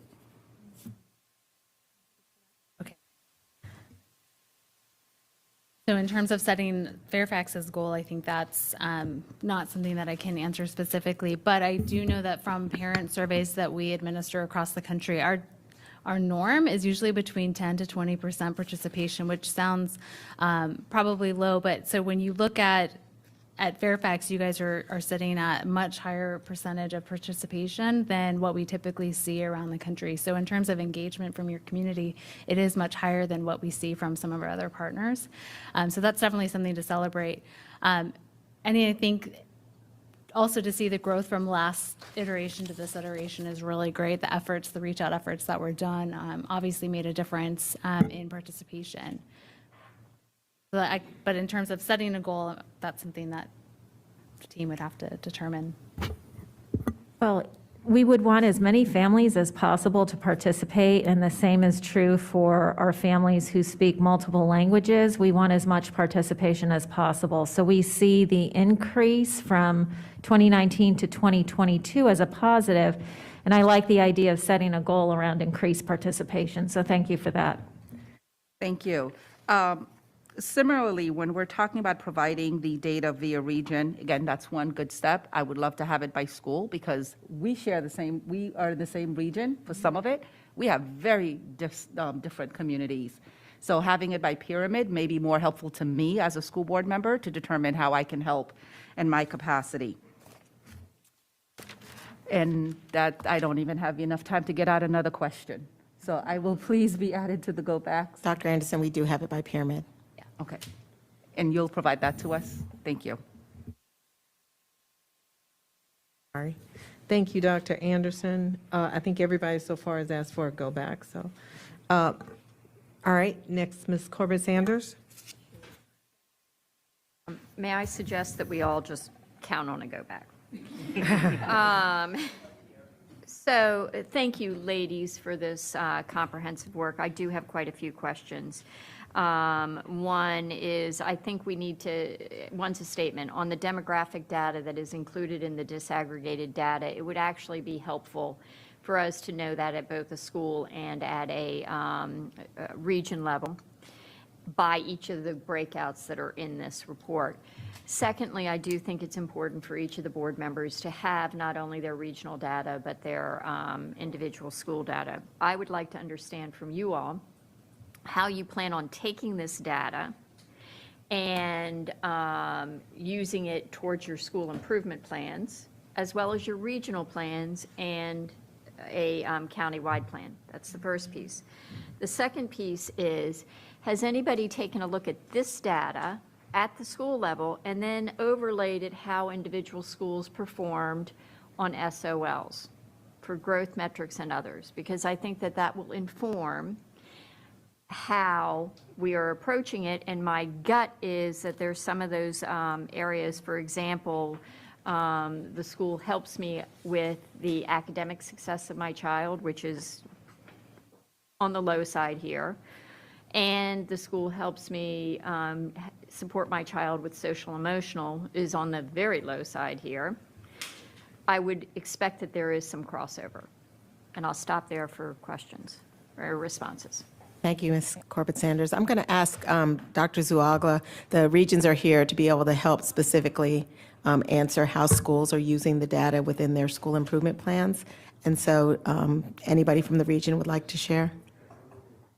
And the linkage to SOLs performance? Okay. Thanks, Fabio.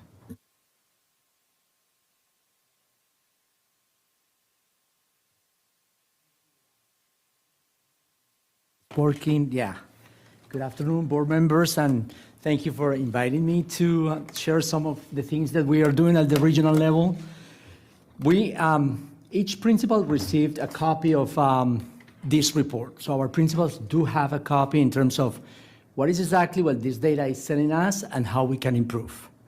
For example, just to give you a brief example, in Region 2, our parents are asking us to provide more workshops that can help them understand the system, because the system is complex. Most of our families in Region 2 are families that English is their second or third language. So what they would like to see is for us to create opportunities at the school level to bring them and help them navigate their system, the system that we have. So that's super valuable.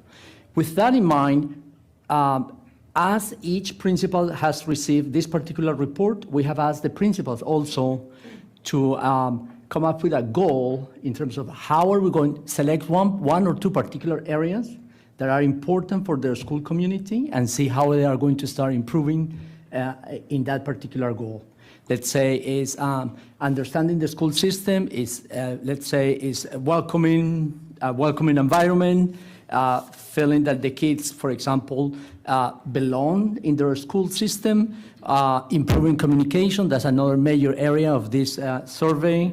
Other parents in Region 2 have also expressed, which is an area where we need to work in Region 2, is the area of advocacy. How do they understand, and how do we help them understand the tools that we have at their disposal to advocate for the needs of their kids? Am I making sense? So one of the things that I'm very proud, and I'm going to speak for Region 2, is the work that we have done around the selection of new principals. They want to advocate for that, and I do appreciate board members in Region 2 who really have helped me tremendously with our parent liaisons. We have had meetings where we involve the community, and in some of our meetings with interpreters, the use of technology, we have been able to attract 120, 150 families at a time. So they can tell us, they are telling us either through writing or just expressing the way how they feel about the school in terms of what are the characteristics they would like to see in their next principal. So that's advocacy. So those are great things that we are using based on this particular data. The schools are different, and what we are asking the principals right now, we are going to start sitting with them starting in October 1st, which is where we set up SMART goal conferences with every single principal in our regions, is to talk about this, the academic data, the family engagement data, and other types of data that will help us improve our schools. Thanks. Thank you. I think I wasn't clear. Because what I'm actually looking for is the linkage between the data here on your family engagement surveys, the academic outcomes at an individual school. Because at the end of the day, when parents talk about what they worry about, they want to know how they can advocate for their individual child, how they can ensure academic and social emotional supports for their child so that their child is able to fully participate in their school experience, as well as in the longer term, how they can fully participate in our civil society and our economy. So we have a bunch of data. There's data in context. There is linkages to data that people often say we survey everybody all the time, but you need to be able to knit together each of the individual surveys and the data to better inform how we manage our individual buildings, how we manage our individual regions, and how we manage our system. So that was the crux of the question that I had in, to use the terminology of Ms. Hall's function. It's that experience that is so critical for our individual children and for our families. So how are we taking all of the individual data and analyzing it to have a comprehensive response? I need to go back. Is there anyone who's helping us today who would like to take that question with several parts? Dr. Ivy? So thank you for that question. Our region teams are having a meeting here in the next couple of weeks in which we're bringing large groups of teams from special services and our school support teams and our region office teams, and we're going to be looking at the very data that you are describing and laying it all out. And what you're asking for is us to triangulate the various data and see where there are common patterns and what then might we need to provide additional supports for, where might there be exemplars, where might there be examples that we learn, where might there be supports that might be needed, additional resources that may be needed. And so I think if you could ask us to take a look at your question and come back with an answer after we've done that exercise. That is precisely the request I will make then, because All right. I need to. All right, thank you, Dr. Ivy. Next, we have Ms. Tolan. And so far, everybody's asked for a go back, so just tell me if you don't want to go back. Thank you very much for the report. I will try to keep my comments brief because a number of my questions, I was very excited to hear about this data analysis that will be happening by school. When I looked at the data, I think, it fell into a couple categories for me. One, no surprises. And that included some of the things you brought up in the presentation, pre and post-COVID, some of the things that happened, and the differences between high school and, elementary schools.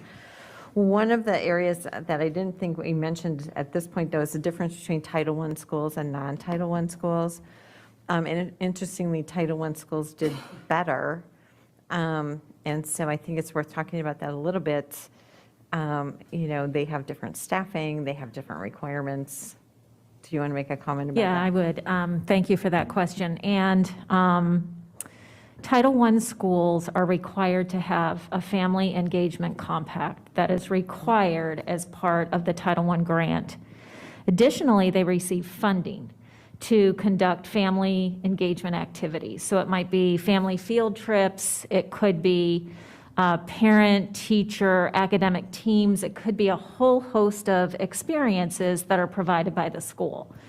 So when we look at that data, we see that the Title I schools have better data, better responses from families, and I believe that's because there is that family engagement compact with funding associated for those activities.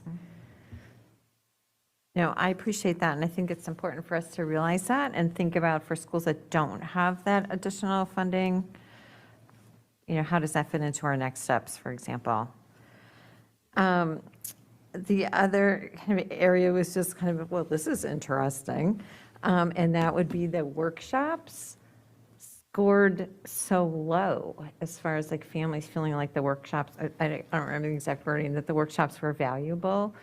And so, and then Dr. Zuluaga was just talking about families looking for more workshops. So I'd be really interested to hear more about how are we making sure that the workshops we're doing moving forward really fit the needs of our families and are done in the right language or even in an engaging manner.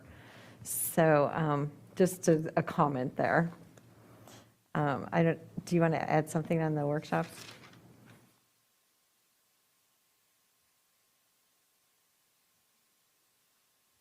I just want to, the consideration of COVID, that's another thing that we have to keep in mind. We were able to make gains because we were doing a lot of things virtually. So some families that might not have had that access or opportunities, they did having it virtually. So that is a data point that was very interesting and surprising as well. We are continuously looking at how can we, at the school level, support families and provide what they need or what they're asking for, and not what we assume that they need in terms of those workshop or those opportunities for learning. Thank you. May I add to that? Just with the advocacy or the workshop question that's there is a question on the survey under the advocacy dimension about workshops being informative. And even though agreement's lower, I do want to point out that that was the one question that had the highest don't know responses of 40%. So it's not that there's really high disagreement per se, it's just that that don't know really did skew that agreement. So I did want to highlight that. No, that's interesting. And it also kind of gets back to the comment I think Dr. Anderson made about what's our goal too on these, like what's a good percentage, what's not such a good percentage. It was hard to look through all of this and just think, is 80% good or not good? So that, I think moving forward, that will be very helpful to tie it to our goals and have clear measurements for that. Some of the concerns then, looking at some of the data, I was looking at, parents being part of the key decisions. And of course, there's always interpretation, right? What is the key decision for an educational milestone or whatever for your child? I mean, and that was 60%. I mean, of course, I would hope that it would be 100%, that parents would feel like they were engaged in any kind of key decisions that we would be making. The other one that I really wish was higher was, of course, encouraging my children to take challenging classes. And that one was a little bit higher at the high school level, which makes sense to me. But, I think just across the board, when we talk about trying to offer the best education to every student possible, no matter what level they are or what special programs they're involved in, we always want to make sure that they're challenged. So I would, that was one I would maybe a little bit worried. Okay, I see my time's up. I'll go get on that go back list. All right, thank you. Yes. Did anybody have a response, or we'll just, okay. Next we have Ms. Cohen. Thank you. I think, my comments certainly align with that of my colleagues. Some things in particular, and Dr. Reed, I just really quickly tried to pile through the disaggregated information that you gave us. And, a few things are, I guess, just a wondering for me. In the ESOL data, it is not disaggregated by language group in what we got. Does that exist? I'm not sure, but if I would have to defer to the folks who did the survey. So that report we don't have a breakdown by ESOL by language, but that could be done. Apparently we do not, Ms. Cohen. The other thing I think that would be helpful too is that we have Title I, but not broken down by FRM status. In the Title I piece is about roughly half of people who access FRM answered and the other half didn't. So I would like to specifically know what the FRM population answered. Can we do that too?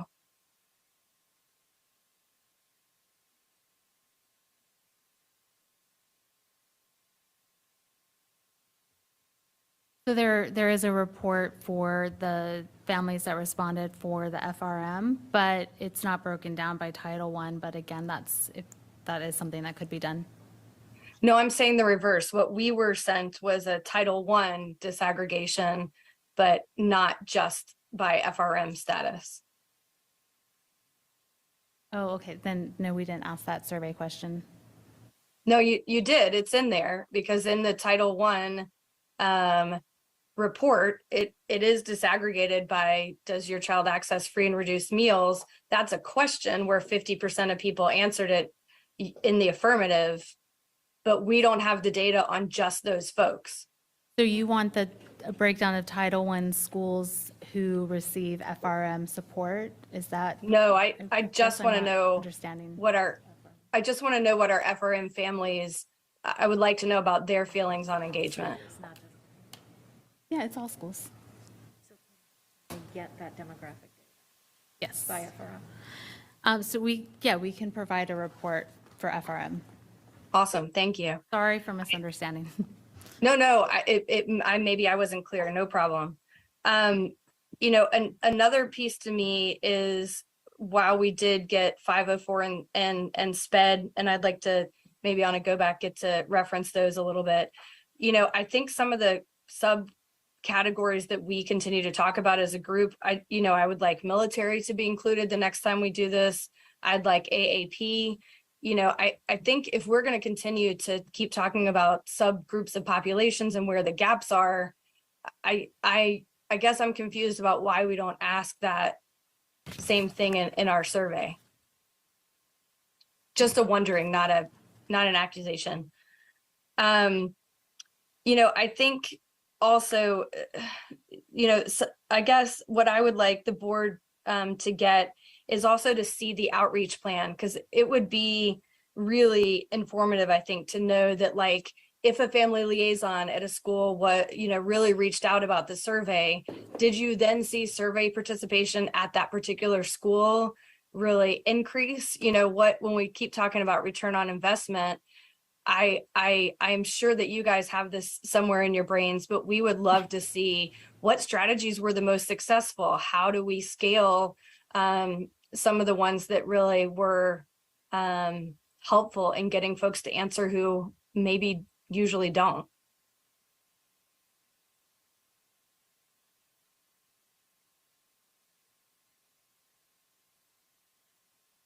Do we have any sense of that?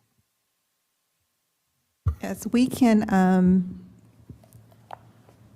make that happen. We have the outreach plan, but in terms of the numbers or the return on investment, that will be something we will have to take a look at. I think that could be helpful in just figuring out what do we do next time. And the number one takeaway seems to be, just on first glance, that the families want to be better connected with each other. And I guess I was just going to posit that I know that's also a big goal of FCC PTA this year, and well, every year, but maybe about how do we incorporate some strategies of how to work together on connecting families to one another with them as well. And I would appreciate a go back. I see my time's up. Oh, I didn't know you could see that. All right, great. Thank you, Ms. Cohen. All right, we've got you down for go back. Everybody, just remember we can put some of this in our next steps. Okay. Next, we have Ms. Marin. Thank you. Yeah, I want to acknowledge that some of the comments that are being made today are things that we have said in the past. I'm trying to remember, was it when we were doing the family engagement policy or something that talked about a consistent way of engaging the community? And I'm also remembering sitting here at some point this year, hoping that we would continue to follow the outreach approach that OCCR had begun. Was it for the CIP? It was modeled for the Mason District outreach. So I feel like yet again, we're in this making a whole new process that doesn't include all the things that we've outlined and which honestly are mostly operational things that is not really our purview.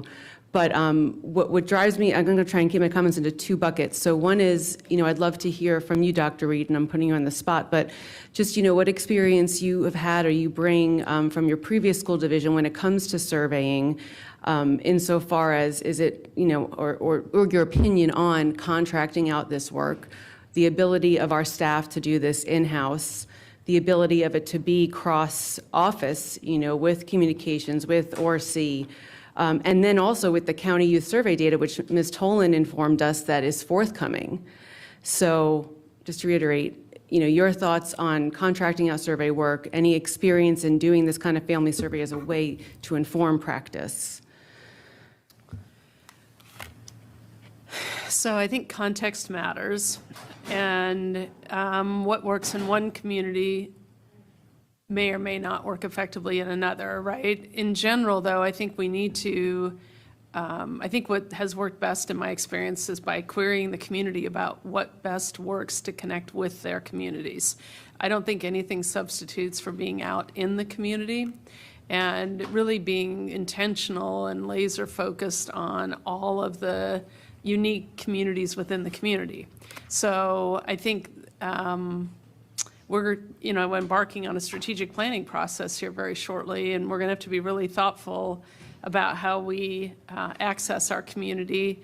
I think surveying is one strategy, focus groups are another strategy, text, and we call them text and deliver, just text bites of feedback information. I don't think, this is one survey. So I don't know. I think there are a variety of ways of gaining perspective from the community. We tried survey cards at athletic events, right? Or at concerts, at major events, like that are larger than simply a survey sent out to schools. Now, having said that, when you're looking at improvement over time and targets and strategies, you theoretically want to replicate the same process each time, so you're looking at same over same. I also think we have to limit the number of questions when we do that, because sometimes the length of the survey has an inverse impact on the number of people completing the survey. So, no, I have quite a little bit of thought on that, but this is the data we have in front of us at the moment to look at. And I think it's been the same format for the last several cycles, maybe. So I think the board will have to, and maybe this is a perfect opportunity, right? We're at that fork in the road of moving to a new strategic plan, and then maybe new strategic ways in which to gather feedback. Well, thank you. I mean, so I have been in the community quite a bit at the start of school with you and many meetings, it seems, community conversations. I mean, I've made 18 school visits in the last few weeks, and the amount of input that's kicking around in my head, and this, it doesn't match up as in a full way as I think any principal would know to be able to tell you about their school. This is, how my school is, or any group of parents. And so I just feel like the survey as a tool right now is not as robust as we need it to be. And I also look at that county survey, that youth survey that people look to, especially for mental health needs right now, and how can we get that data, more robust and really use it. The last thing I just wanted to mention was, the policy on family engagement, which we passed just the end of last year, number 1455. And just in looking at that, it says that family engagement practices should be woven throughout the fabric of schools' instructional program and culture. So when I read through the policy, I don't see anything that specifically says anything about professional development. And should that be in there? How will staff know how to engage with families from, different walks of life and places? And also technology. How do we make that more accessible? One parent, a president of PTA, said to me, why can't students have one registered trusted adult on their Schoology account so they could email them like their schoolwork and say, hey, Mom, can you check out this report? Or, hey, Uncle, I got to connect you with my teacher here. Like, there's these other aspects that I'm wondering about the policy. How could that be fleshed out more to really make it work? Because there's a lot of really wonderful ideas, and our principal shared them too. But that's one school, you've heard one set of things. And sometimes the pyramids, do a gathering, but it's just very haphazard to me. So I'll leave it at that. Ms. Marin, if I could respond as well, that the team, this is the first time that they did work with OCCR on an outreach plan, so we did take that feedback. In the previous one, we did not do an outreach plan. Okay. Thank you. Next, we have Ms. Sizemore-Heiser. Great, thank you. And I think, listening to everybody and thinking about this data, there's questions about this data. I think, but big picture, one of the themes that I'm seeing in that student success side, right, is the how can I help my child succeed, right? And, I hear Ms. Youngblood Hall, you mentioned a central hub, which is great, but we have a parent resource center. So my question is, how does that work with the Parent Resource Center? I've always thought the Parent Resource Center is great, but way underutilized, and I don't really know why. But I think big picture, just having gotten the disaggregated data is something that we'd mentioned before. I would have liked to have seen a little more analysis, right? Like, I think the data is useful, but it's kind of, to me, not really in a context that's as helpful as I think it could be. So for example, to me, I think this is sort of screaming for a big picture relook at how we do community engagement and community feedback. Like, I want to, so this is one data point, as Ms. Marin said really well. Like, this is a data point. How does this relate, the analysis, to other data points that we're seeing, whether it's anecdotal, right, or other ways of gathering, focus groups, other ways of gathering information. For example, we know surveys are probably some of the are less culturally competent ways of getting information from some of our families than from other families, right? So it's fine as a data point, but what else are we doing? That's what I'd like to see, right? Analysis of this in context, maybe building with the board, here's some suggestions of what targets you may want to have and how we reach those targets. Here's how we make sure we have robust data from a variety of sources.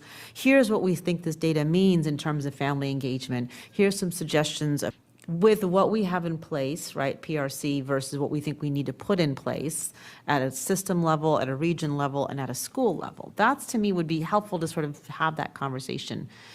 So to me, I think having this data is a really great starting point, and I really appreciate the outreach that you've done, because I think that's a great step forward in getting feedback from more parents. But I agree, seeing data by FRM families, I think, would be helpful. I love to see data by students who, not just EL students, but who have a parent who speaks a foreign language at home, which is not necessarily the same thing, right? But, what is the experience of our students whose families aren't, didn't grow up in the United States and are familiar with the school system? I think that's the last data point I saw on that was 40% of our students have a parent who speaks a foreign language at home. That's a huge number of our students and a very different experience necessarily with our school system. That would be an important data point, but also an analysis. We see this data, here's how it fits, and maybe, as you said, Dr. Reed, the new strategic plan with the community engagement piece is a real opportunity to do some of this work, right? So we can move forward and say, how do we put this survey in context? And how do we come here with some real disaggregation to know these are the targeted approaches we recommend? So I'll probably take my go back. I didn't ask a lot of questions, but that's and I welcome your thoughts on that. I just wanted to add, the Parent Resource Center is also a part of our office. And as you know, it was originally designed to support families with special needs, because that's the model from the VDOE. All the Parent Resource Centers throughout, and I know you know, Rashna. However, when we think about a family academy, we're looking beyond the workshops. We want to develop a family academy that will be a hub for our school division and resources and tools. So there's a lot of things that we can build upon from our Parent Resource Center, but we are trying to be innovative and meet the needs of our families, especially in large school divisions. Like, we've had conversations with Miami-Dade that have an amazing family academy, and these are the models that we want to bring to Fairfax with our family academy. Families shouldn't have to go look for everywhere to find an answer if we have everything from all offices in a hub or a location where families know to go. That's our goal. All right, thank you. We have Ms. Dernek Kofax. Thank you, and I'm happy to follow that. The Parent Resource Center, we have expanded it a bit, and this is something some of us have been asking for for a long time. So I really appreciate hearing that, and I look forward to how that can help our families, because we are a large system and we have lots of information, and even as board members, sometimes we need help, so we can imagine what that average parent needs. So maybe I'm looking, so I really appreciate you, Dr. Reed, kind of just pulling out some of this data and sending it to us. And as I quickly looked at it, and I'm looking at the Title I, because I have a lot of Title I schools, and I'm looking at the ESOL one, the data's good. The data's good there. I mean, these families, I feel welcome. This is ESOL, 96%. My schools are welcoming places, 95%. My children feel safe, 91%.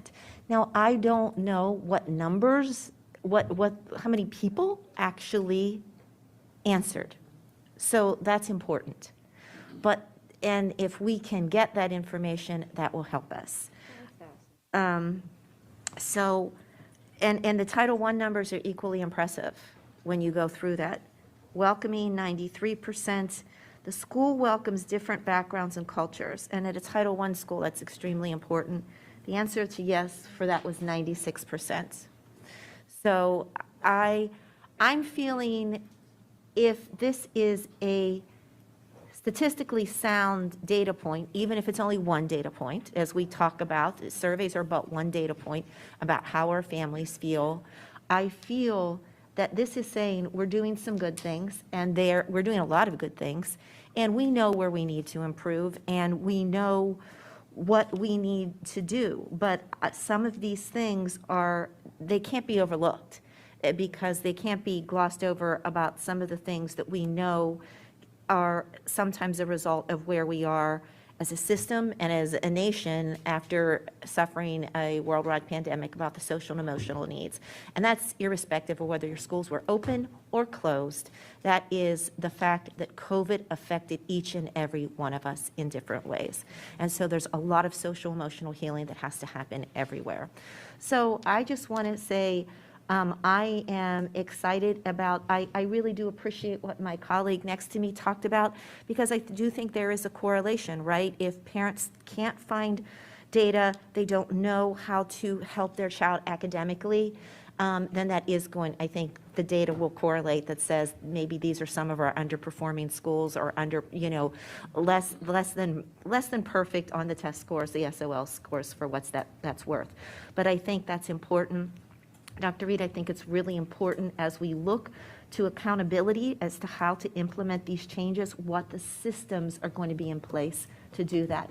Who is going to be responsible for taking this, managing it, and bringing it to the region?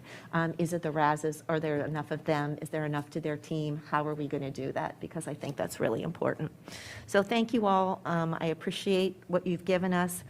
I'm not feeling horrible about it. I'm feeling there's always room for growth, but I'm feeling there is some good data here, and thank you for bringing it forward. And thank you for sharing that last bit where I was able to do a quick analysis on a couple subgroups that I was particularly interested in. Thank you. And I just wanted to indicate that on the disaggregated results, there is the number of families who responded. So you see it?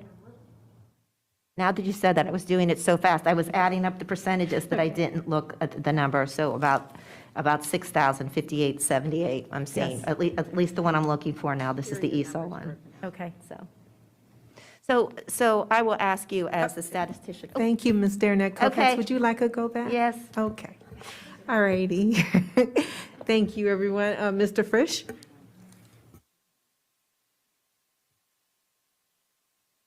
Thank you.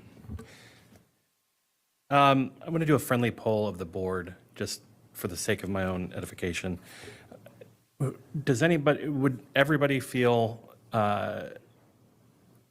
empowered if we had a scientific sample of our community when we do these surveys? That's not to say we wouldn't also get crosstab information that's, in aggregate, but there's a lot we don't know. So I would feel like I would get a lot out of a scientific analysis here, because I feel like we're, kind of poking in the dark here. What does respect, how did we define respect in the survey?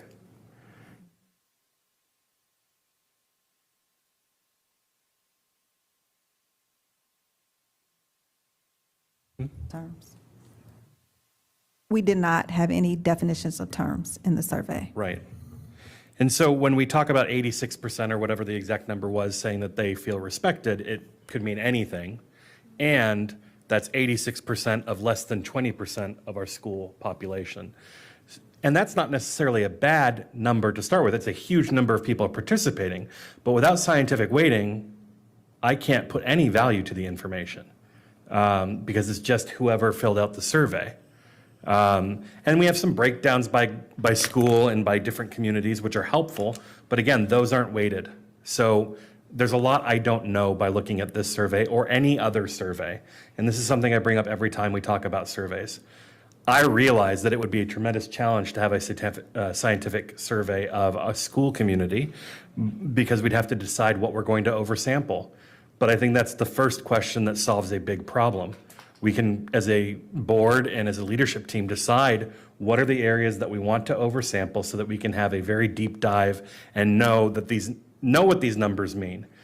And that doesn't even get into what these terms mean. It's like when we say, do you feel safe? It's like, okay, it doesn't tell me much.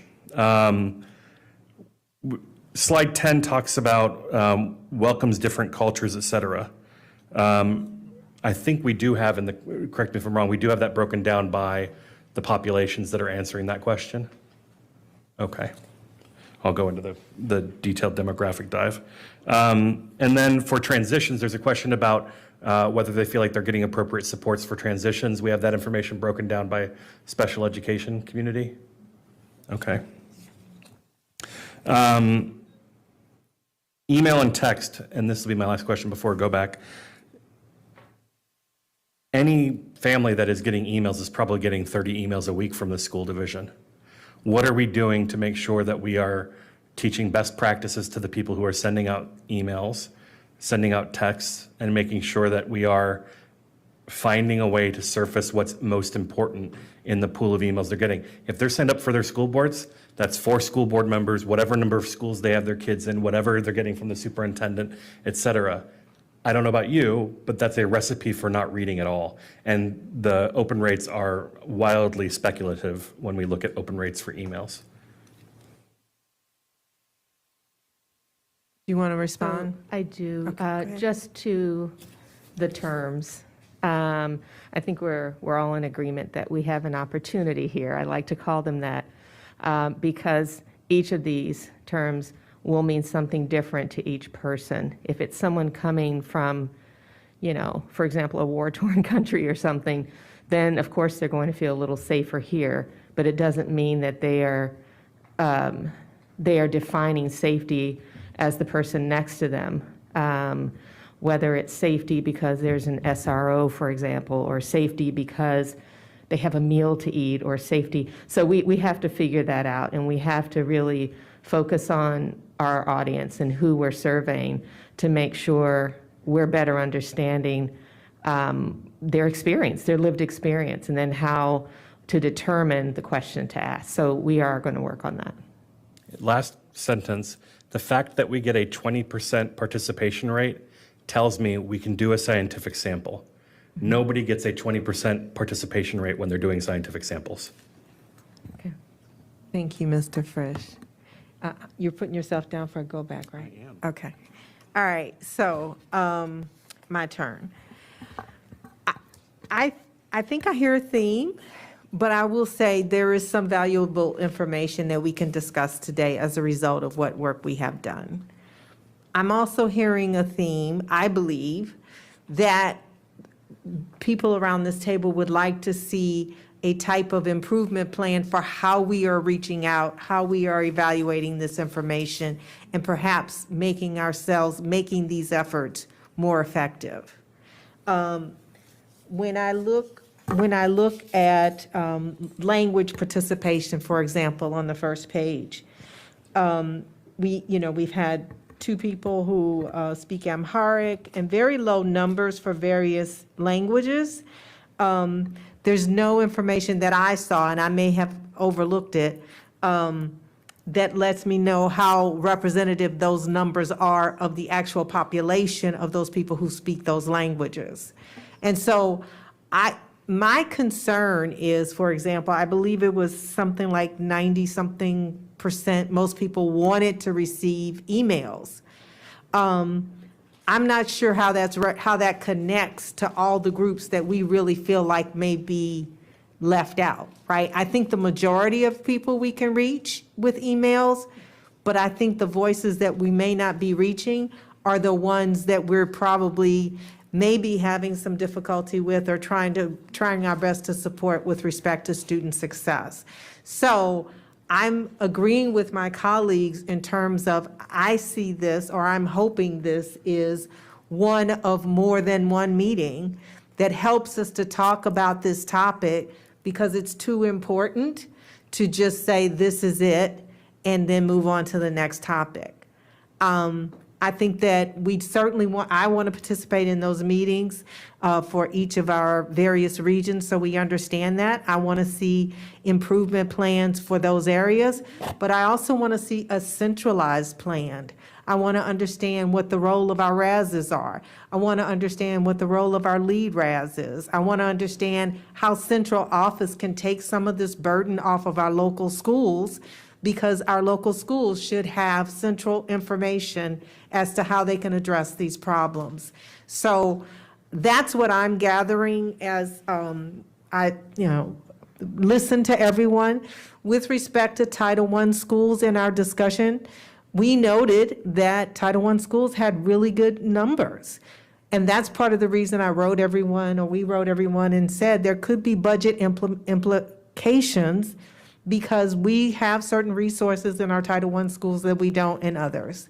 And so at some point, I'd like to have a discussion on what those resources would look like and what that budget implication would be, which is my next step that I have already asked my aide to put on the list. So we can go back. So I don't know if anybody had yes, go ahead. So I can share with you that Title I schools receive 10% of their total allocation for family engagement experiences and activities, and that ranges in our schools from $1,500 to $5,000. They're able to do a lot with a small amount of money. Okay. Per school. Okay. All right. So I won't add to my go back. We'll go back to Ms. Omesh. Thank you. So I think, everyone's kind of commented on how the data can be better and whatnot, and there are always limitations to it. Excuse me, Ms. Omesh, I'm sorry. We're going to do 2-minute go backs? All right. You knew that. You knew that. I didn't know that. No Go problem. ahead. No, I just looked at the thing. So I would suggest that rather than looking relative to other divisions, because we are constantly leading in so many ways, we look relative to who we are and who our population is, right? And I think that that's kind of where the intention always is, to make sure we're accessing our families. So we spoke a little bit about, making sure we're mapping data to who the groups are and reading the outcomes in a disaggregated way. I kind of want to take a step back and think about how we understand participation overall in this study, or like in this survey. Specifically, things that stood out to me where we have 21% of the participants in this survey are FRM. Meanwhile, we have over 30% in our division, right? Similarly, we have 17% ESOL response, but well over 20% within our division. So some groups underrepresented, but then also some groups majorly overrepresented, right? So we have 19% of our kids are in AAP, but 32% of the people who filled out the survey are AAP, right? Similarly with SPED, actually, I was surprised to see 14% in our division, just over 14%, 27% of the people who filled out the survey. So that's something we also have to be mindful of, that this is telling us a picture that's not really proportional to what our community is. So I kind of want to pause there and just hear thoughts, reflections as we look to the following survey of doing this again. What your thoughts are around it. I will, I think this goes along with the last comment as well, but when you're thinking about survey responses that use census sampling like this, yes, you can't do the statistical analysis that you might in a scientific study, but the voices that you're getting, you're still getting feedback here. And so I just wanted to be a reminder that maybe it's not going to be proportional to the district, but you're getting feedback that's useful, that can be used to make school improvement plans or division plans. So in terms of that, I mean, that's essentially a big point that I just want to remind, that even though it's not always going to be proportional, you're still getting feedback, and you don't want to ignore the feedback that you got. Sure, but I'm thinking from a family engagement improvement standpoint, which is why we're here, right? Is we're not engaging certain subsets, and we're over-engaging. Well, I shouldn't say over-engaging, you never really do that, but in terms of what weight we're giving their voices in our division. One thing that we are doing that we did not mention, we've also done and we will continue to do empathy interviews. That's something that we did along with this survey. Using that format to gather information from our marginalized or considered sometimes hard to reach families. That's something that we did as an office in collaboration with our equity team. I think what you're telling us is we need to be intentional, right?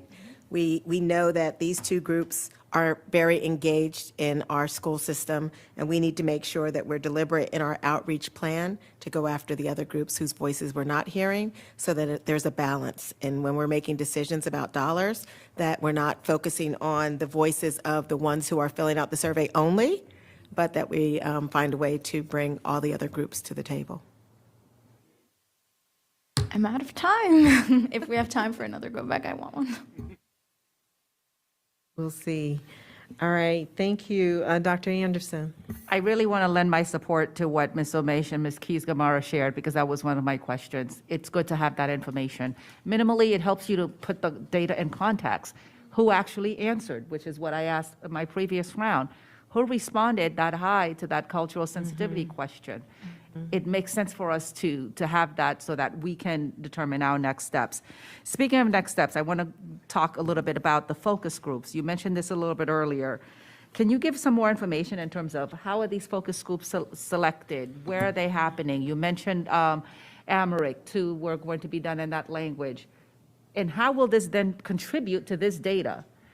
Or maybe I have the wrong language, but. Amharic actually increased. It was 2 in Amharic, and it was 2 in 18-19. We had 100 and something this time. In terms of the focus groups, we're actually going out into the community, getting these focus groups, and we've done one face-to-face, and the others have been done virtually because that's what we heard from the community. So we're not going to schools asking for these families. We're literally, my team is going out into the community to get these families to participate. And where are you going? Where have you been? Community centers, neighborhoods. We're trying to hit all regions to have just across the board. Do you have a list of your ventures that you can share with us? Yes. Okay, thank you. The other piece that I wanted to talk about, you spent, Ms. Hall, quite a bit of time talking about some next steps.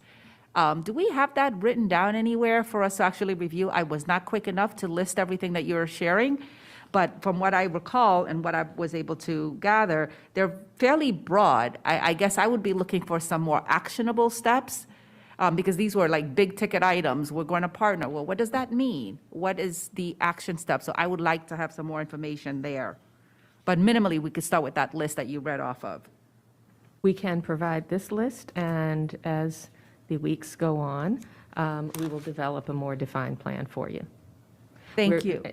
Yes, our departments are just coming together, and we'll be doing that in the coming weeks. Yeah, and we also have like a draft regulation and action plan that we are collaborating in this transition to our new office and working with Dr. Reed. Okay, thank you. Also, just wanting to make sure we're all speaking the same language. Earlier, some of the principals referred to this, that they're trying to engage two-way communication rather than just what we send out. What does that mean? What can we look forward to that two-way looking like? So I can tell you one thing that that was when they talked about the talking points. That was a lesson learned through the pandemic, that we didn't have that two-way communication because sometimes language might have been the barrier. So as a division, we implemented the tool talking points, where a teacher or a staff member can communicate to a family in English, and it will translate into their home language. They can respond in their home language and give us information back in English. That was a milestone for us as a division. Okay, so that's what you're referring to. Thank you. And the two-way, them providing us feedback as well. And Dr. Anderson, I also think that making themselves available for principal chats, right? So they're just not sending emails out, but being deliberate and having conversations so that they can hear from their communities as well. Thank you. One of the things that I mentioned to Dr. Reed is, as we're sending out these important messages, we, again, have families who cannot access it in any language to read, but they could listen. So it makes sense to send out these recorded messages so that people can access it, because for some people, translation is insufficient. Very quickly, the Family Academy that was talked about, what do you envision that including? You said it's going to be bigger and more comprehensive than parent resources. I'm trying to get a sense of where you're heading with the Family Academy. So it's more than workshops, and it's literally a platform. So the access point is through a platform, whether it be our website, but there's a platform for everyone, for it to be a hub of information that's curated from all offices that are community facing, as well as the workshop part or the learning part is one part of that. So you have the resources and tools, you have information, as well as learning opportunities, all embedded into one platform or one access entry for families. I've run out of time, but Yes, I would you like have. a third one if Thank you. possible.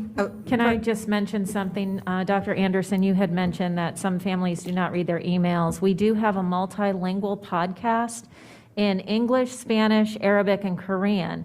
And this is a podcast that families can go back to and reference. So we have a lot of back to school information in those podcasts. And shout out to the team. They also won a communicator award for this podcast for outreach to families. Just a quick clarification. I don't think I said parents do not read their emails. I know that some other members have said. I wanted to really speak to the families who are unable to read in any language whatsoever. Yeah, thank you for that clarification. So, Dr. Anderson, I don't know if you want to put something like that specific to a next step, perhaps? Then we can stay focused on it as they develop this improvement plan we're looking for. Ms. Corbett-Sanders? So glad to follow you, Dr. Anderson, because we were on the same wavelength. Because the Parent Academy, it sounds like, is actually a parent hub, a virtual access point. And because the Parent Resource Center has been something that has been very successful and very useful across the division, the one challenge has been access, especially for people who live in my community.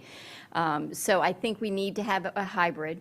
But along those same points, we also need to find a way to ensure that the promise, the same way that we have an FCPS promise for our student outcomes, we should have an FCPS promise for what parents can expect, and that it's honored. So for example, I was in a number of places over the weekend and I kept hearing about, oh yeah, we got the 2E handbook and we were so excited about it, but we're actually not, when we went looking to actually get those resources, they weren't available to me.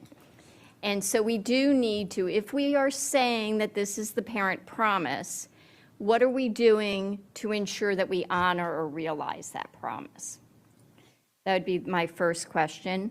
I can go on and somebody wants to respond. My ticker is going and I'm waiting for a response, folks. So it sounds like in addition to the promise, you're looking for accountability, and that's something we will build in because that's important. It goes back to, this isn't just about family engagement staff, this is about the entire division and working together collaboratively, and there will need to be metrics and some accountability built in.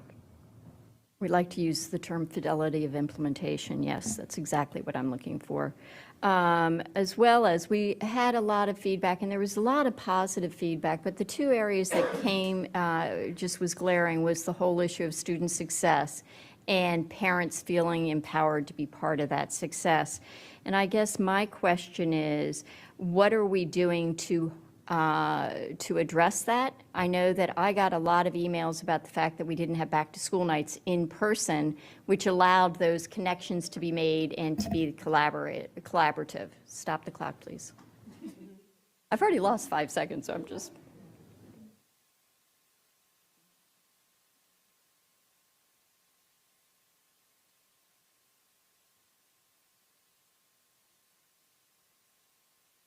No, it's the back to, it's that promise, back to school nights. We should be, people feel disconnected and then we don't have in-person back to school nights.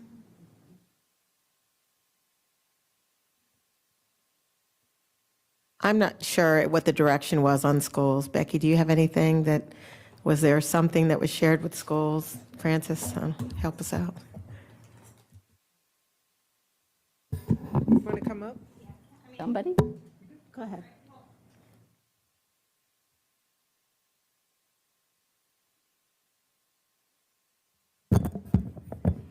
Thank you for your patience. Oh, there is a spot at the table.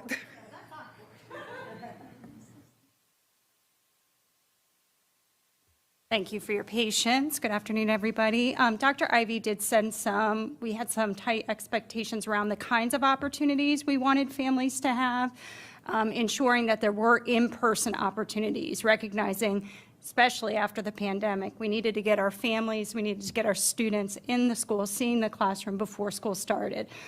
That still left space for some schools to have virtual back-to-school nights. So we did have a mix. We have some schools that reverted back to in-person and some that maintained virtual. So I appreciate you bringing it to the table. It is something we have heard from multiple board members, and I think our intention is to re-examine that before next year and get some to this conversation, some community input, right? Because there may be communities that prefer that was a more effective way, especially at the high school, secondary level, right? To get to know the different curriculum pieces. But that's no replacement from parents having the opportunity to meet each other, to engage, to build the relationship with the teacher. So I think we have to really think differently about what is it we are trying to accomplish? What are the opportunities that we know are really important for our families and our students? And maybe the how we do it might look different, but we're meeting the greater need. And I think that's the piece we have to identify. So there's a commitment to relook at it. So I hope that gives you some reassurance moving forward. Thank you. And finally, these focus groups. Appreciate the focus groups, but really need to know more about the who, what, where, and when of the focus groups and how representative they are. I had the opportunity to talk to staff about some other focus groups, and we had 40 people across the whole county. That is not a representative focus group in anybody's, it just doesn't represent, it's not scientifically relevant. So if we could have a plan of what the focus groups are, who's being invited, how they're being invited, and how we ensure that representative of all of our groups.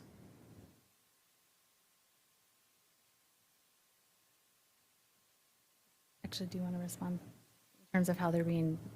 Yeah, we're still working on those, and we had to do a lot of rescheduling because of back-to-school nights and because of the superintendent conversation. So we're still, getting to additional ones because we've only done 3. So we'll make sure that we have a little bit more intentionality, and we'll have this information for you. Thank you. Just a plug for our Title I schools. It's not about the money, it's about the mindset and innovation that our leaders in those schools have. All right, thank you. Next go back is Ms. Tolan. Thank you. In addition to some of the things that have been said here, I just had a couple of comments, mostly around as you're looking across different departments and collaborations that are important. I wanted to mention, looking at, there were just a number of things through different categories that dealt with social emotional learning skills. Are my kids getting what they need at their school? Am I getting the tools that I need as a parent to help my child with mental health and wellness? And interestingly, are the community resources that I need available to help my child with mental health and wellness? And I just wanted to mention that we have our SCIPT team, a number of us in the room participated on that, Francis, Sloan, Douglas, myself. And that's a big topic of conversation, across the county. Are these resources even available? When schools are even, trying to make those, give parents lists and information, is it even out there and available? So collaborating with that team across the county will be really important as well. And I have to put a plug in for our students when you're looking at how to gather some of this information. I know we have had some successful PBLs with students looking at developing, toolkits for the front office for new families and providing information for new families. Even just getting those kids to help with how I speak Amharic. How can you reach out to my community and just get some ideas from them? They're an incredible resource. So that's my comments. Thank you, Ms. Tolan. No response? Okay. Next, we have Ms. Cohen. I see her. Okay, great. Thank you so much. I'm just going to piggyback on that a little bit. I had a friend who sent me the PTA engagement survey, and to Carl's point, and I think also to Dr. Reed, which I'm trying to learn to incorporate of what does that look like for you? In the PTA survey, for example, respecting all families, there's 3 levels: excelling, progressing, and emerging.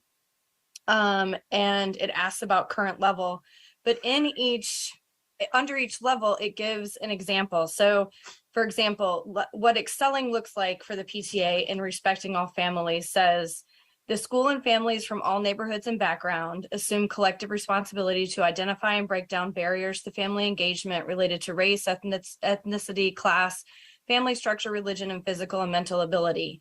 But then it says, for example, families from different neighborhoods and cultures create family histories that combine to tell the story of the entire school community.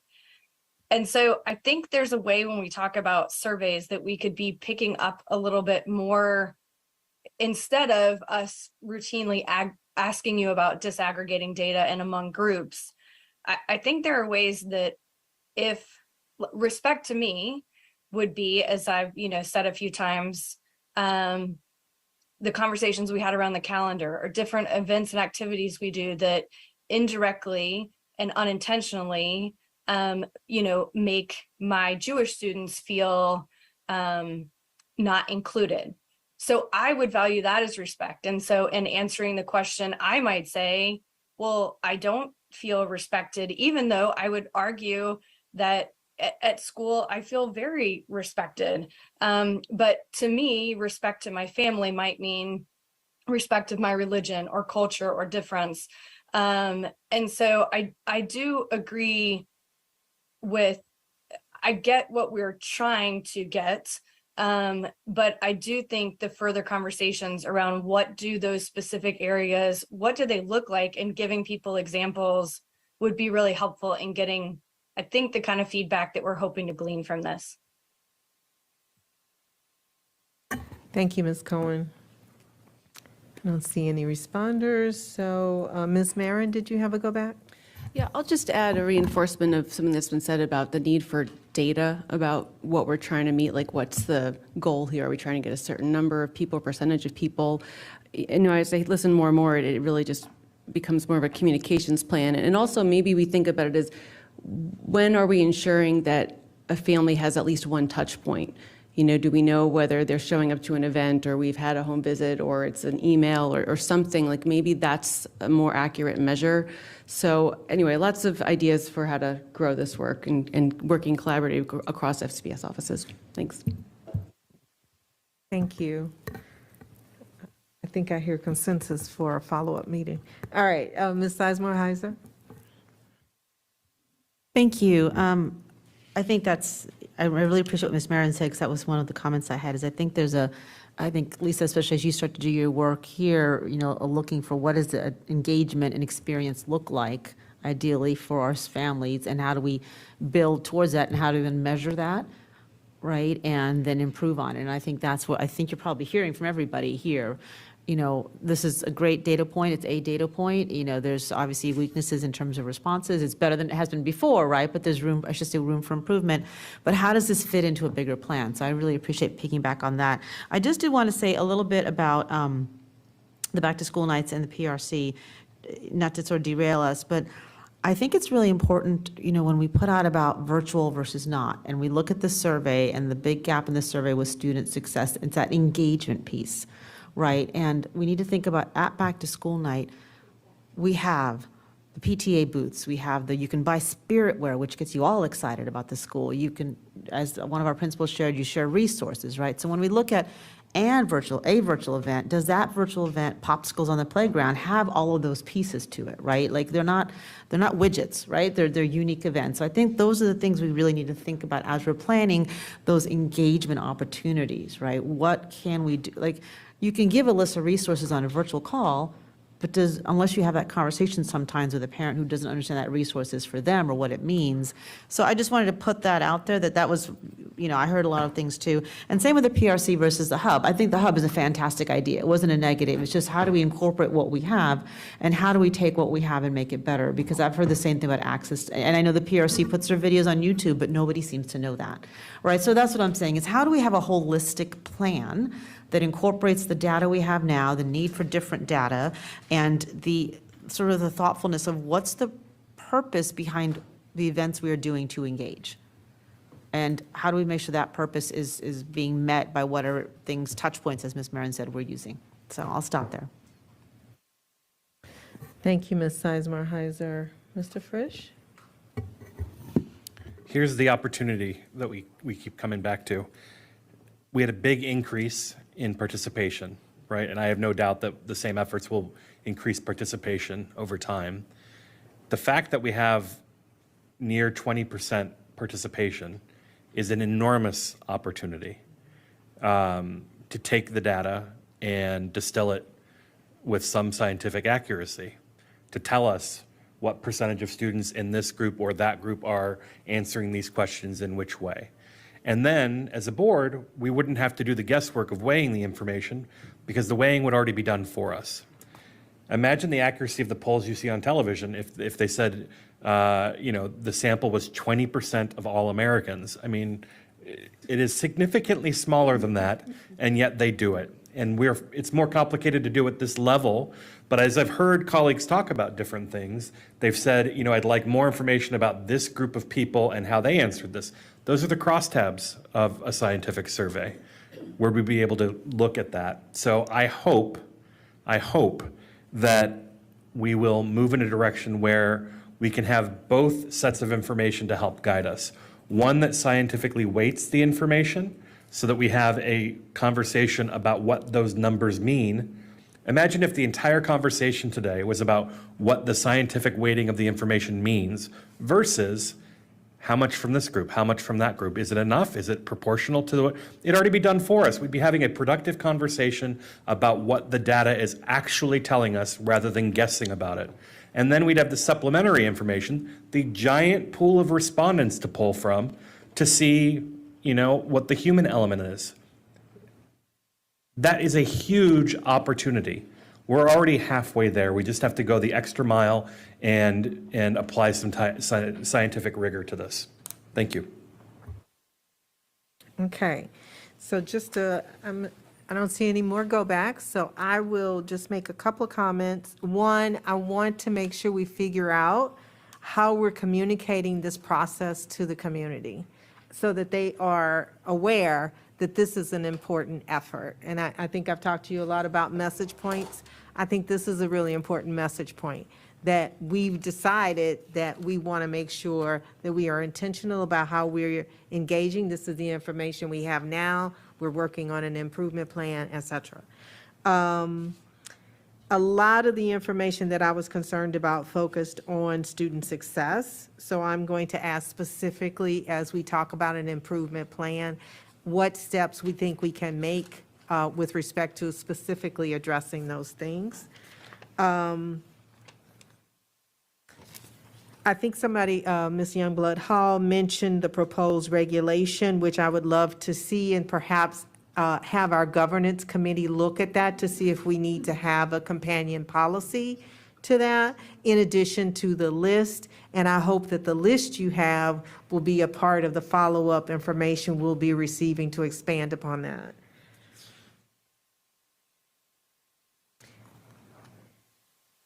I've already talked a little bit about utilizing the central office to make sure we have information available, but I'd also like to see what kind of goodies did we learn during the pandemic in terms of various virtual options, et cetera, to make sure that even as schools are trying to figure out how to improve, that they have those resources easily available to them. So those are the things, the last few things I wanted to mention. Just one last plug. I think I've heard some really good suggestions today and thoughtful discussion. I want to make sure we capture that in those next steps so that when staff goes back, they don't have to just rely on their own notes. They hear it in the words of the board member. Okay, we do have some people who would like to say, get two last go-backs, and we'll start with Ms. Is it Omesh? Okay, Ms. Thanks. Omesh. Yeah, just real quick, I was going to suggest for back-to-school nights that we have a hybrid option, only because I think the in-person comes with a tremendous amount of benefits that have been outlined. Virtual also makes it more accessible for people. And I know that we, even in COVID, we saw people showing up to PTA meetings that hadn't shown up before, and it's all that. So I would just really urge that we consider mandatory hybrid back-to-school nights, and we find the way to make it happen. In terms of just takeaways from today, I want to highlight again the disaggregated data piece and just ask about the feasibility of looking into that for the next round. I don't know if Ms. Martinez, you have thoughts around, no, sorry, the K-12 representative, forgive me. I have the wrong name on our sheet. Bell, Ms. Bell, Dr. Bell. If you have thoughts around the possibility of that and what that would entail on our end, what it would require to get there. I mean, it's possible to add additional disaggregation data. I think the determining factor would be what's agreed upon. What do you need to get the data for? And then we can design the questions around that. So I think that as a group, it would have to be determined, like, what is the goal? What do you want to know for sure? Like, what do you need disaggregated, and then go from there. Is there a way that we can do it where, I don't know if it's like a two-step thing or what, but where families can report up to us what matters in terms of how they self-identify, and then we can determine the categories based on that?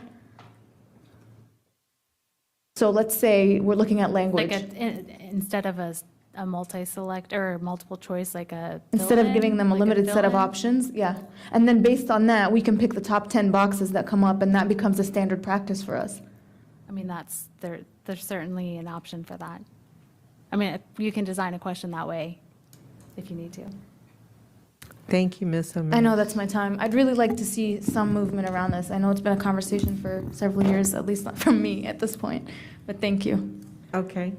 All right, and next, I think we have Dr. Anderson. It is really brief. I'm trying to make sense of the categories that you sent. There were 6, but there was one question, which I think was the respect questions of, I think there were maybe 2 or 3. They are outside of the 6 categories? Okay. No, those were highlighted because those were a part of our strategic plan, and it had a measurement, so those questions were pulled out. I see. And typically, the respect questions fall under the category of Welcoming. welcoming environment? And it is a question in that section. Okay. I was just, the way that it was presented just kind of confused me. So thank you for that. The other piece that I had very quickly that I want to make sure that we're not losing in this conversation, I appreciate wanting to be strategic. We have to be. But in that strategy, we also have to leave room for the fact that our schools are very different. Our parents in the schools do need different things. And so we have to make sure that we are not putting braces on everyone, that we are differentiating with what each individual school needs and being really responsive to that. Because I have some schools that are 11% FRM, and I have some schools that are 97% FRM. These are different needs. And so we have to make sure that we keep that in mind in this conversation. Thank you. All right, thank you so much. I think we, if going once, going twice, I think we may be done. We're going to thank you to all of our panelists. There will be an extensive list, I believe, of next steps to help you guys to make sure you hear it in board member language. We are taking a break now until 2:45, at which time Mr. Frisch will take over.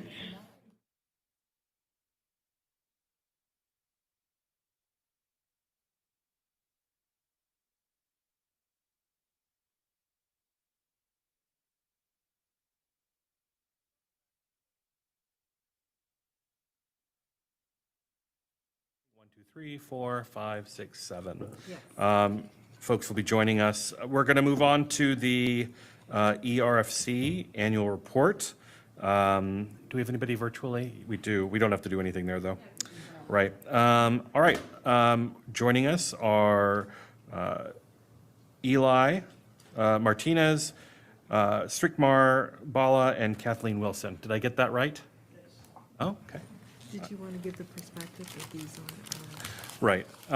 So just to open the conversation, we did have a meeting managers meeting on this. It should be fairly straightforward for everyone. We've been here before. As a reminder, our presenters administer the plans that the school board has created. So if there are wonderings about the efficacy of our benefits, whether they are generous enough, or too generous, those are questions to have with each other. Other than that, we're going to hear a lot about how the plan's being administered, how it's doing, or how the plans are being administered, how they're doing, and what the prospects are for the future. Take it away. Fantastic. Well, thank you for that great introduction, and I'm glad to be here again with the school board. Once again, a special welcome to Dr. Reed, who I just met for the first time. Appreciate the opportunity to work together.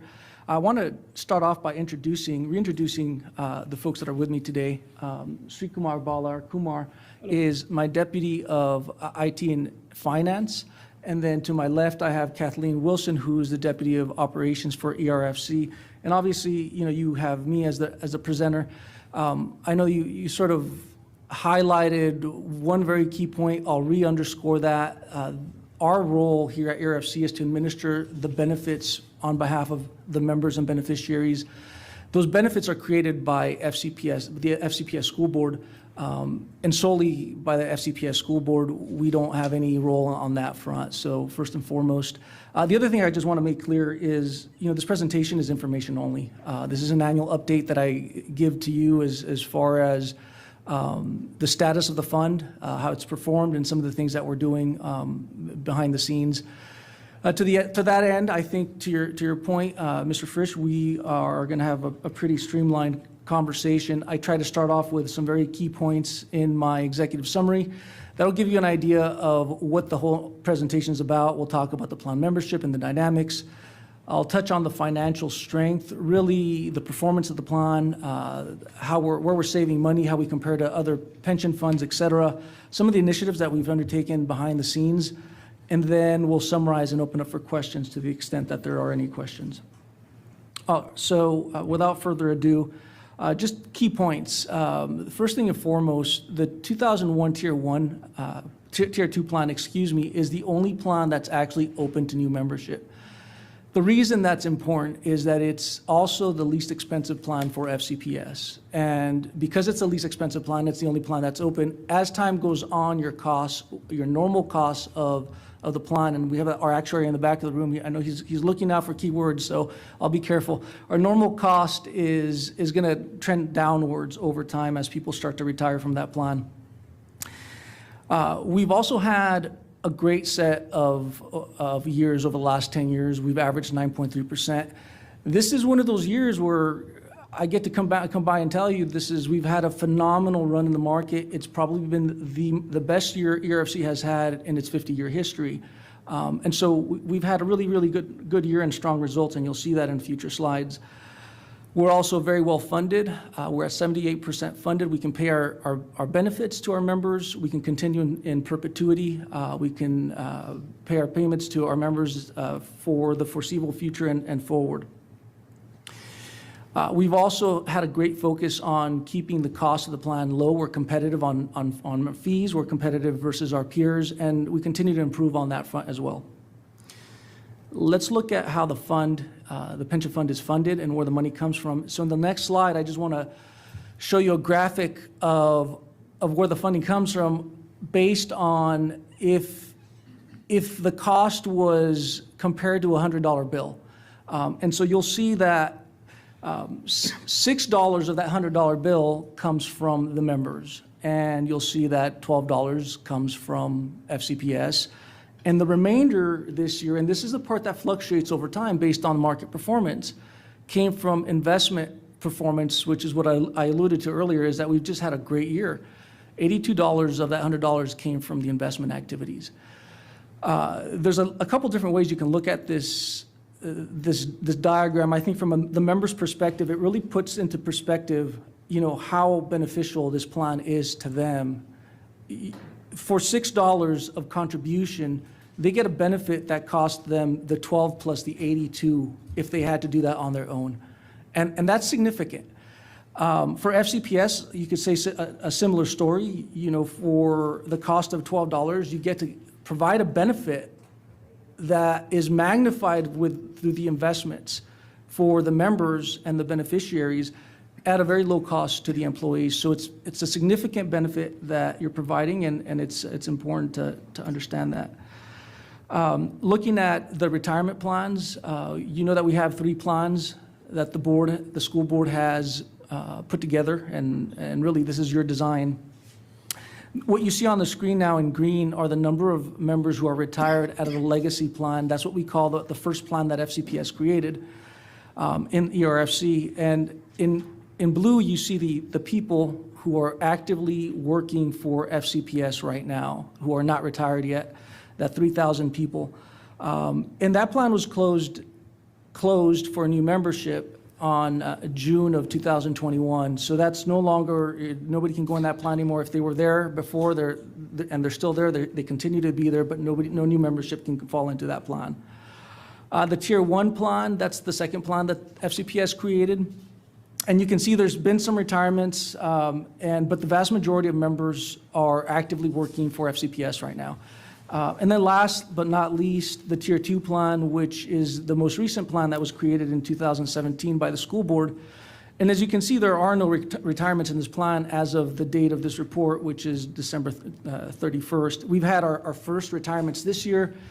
Very small number, maybe 3 or 4, maybe less than that. Very much anomalies. I would describe them as individuals who maybe come to FCPS with another pension fund, maybe late in the career, maybe just hit their vesting because that would be their 5-year mark and then decided to retire for whatever reason, obviously their own reasons. Looking at when we expect, where we expect the retirement to go over time,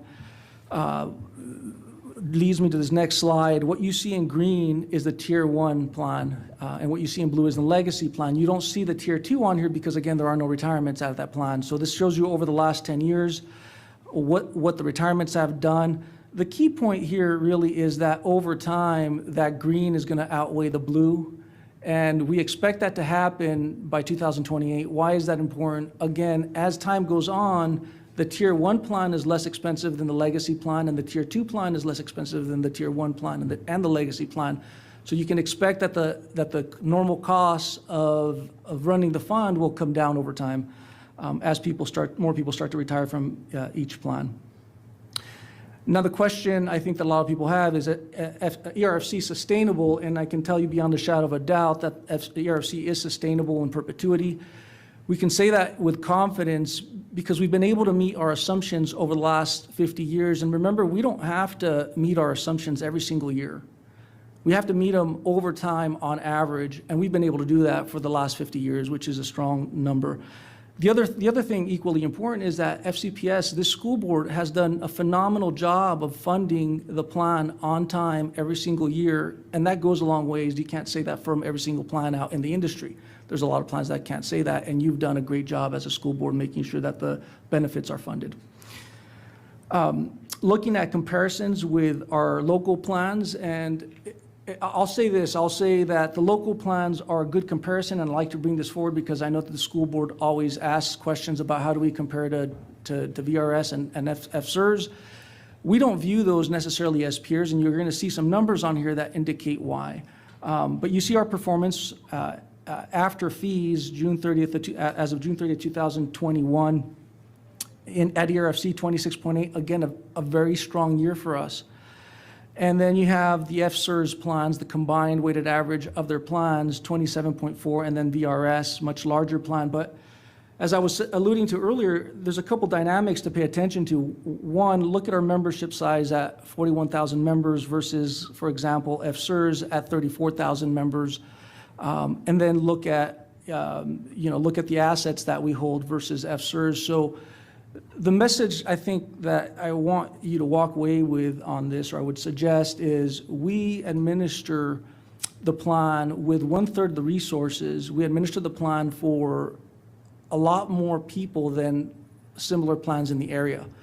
And we're able to do that, and you'll see some of the things that we've been able to do over time, and we've been able to do that very well, I think. I like to focus on the long term. This is 1 year, and one of the things you'll see is, you'll see some years FCPS will outperform us, some years VRS will outperform us, and sometimes we'll outperform them. Over the last 5 years, if you were in either one of these plans, this is what the performance would have been on an annualized basis. For ERFC, it would have been 11% annualized. FCPS 9.5, and then VRS 10.7. So again, underscoring the fact that we're a much smaller plan with less resources, less staff, and yet we've been able to outperform these much larger plans, and we've been able to outperform by a lot. This is actually, that difference is the same as $100 million difference. Had we performed at the level of FCPS, we'd be $100 million less today than we would have otherwise. So we've done a lot to get there. It hasn't happened accidentally. Our board of trustees, Marty and Lee are here as well, have also been part of that. Kimberly Adams is not here, but she's our board chair, and we've done a lot of work to get here. It hasn't happened by accident. So looking at how we stack up against other plans on a national level, what you're going to see pop up right now is our funded ratio. Simply put, it's really what we have in assets divided by what we owe. And on a national scale, if you look at the average for pension plans, they're in the 70% range, right? Mid-70s, low 70s over time, and this is the last 10 years. And then if you overlay ERFC, obviously we've been able to fall above in terms of the funded ratio over the last 5 years, 10 years, excuse me, very consistently. So that's significant.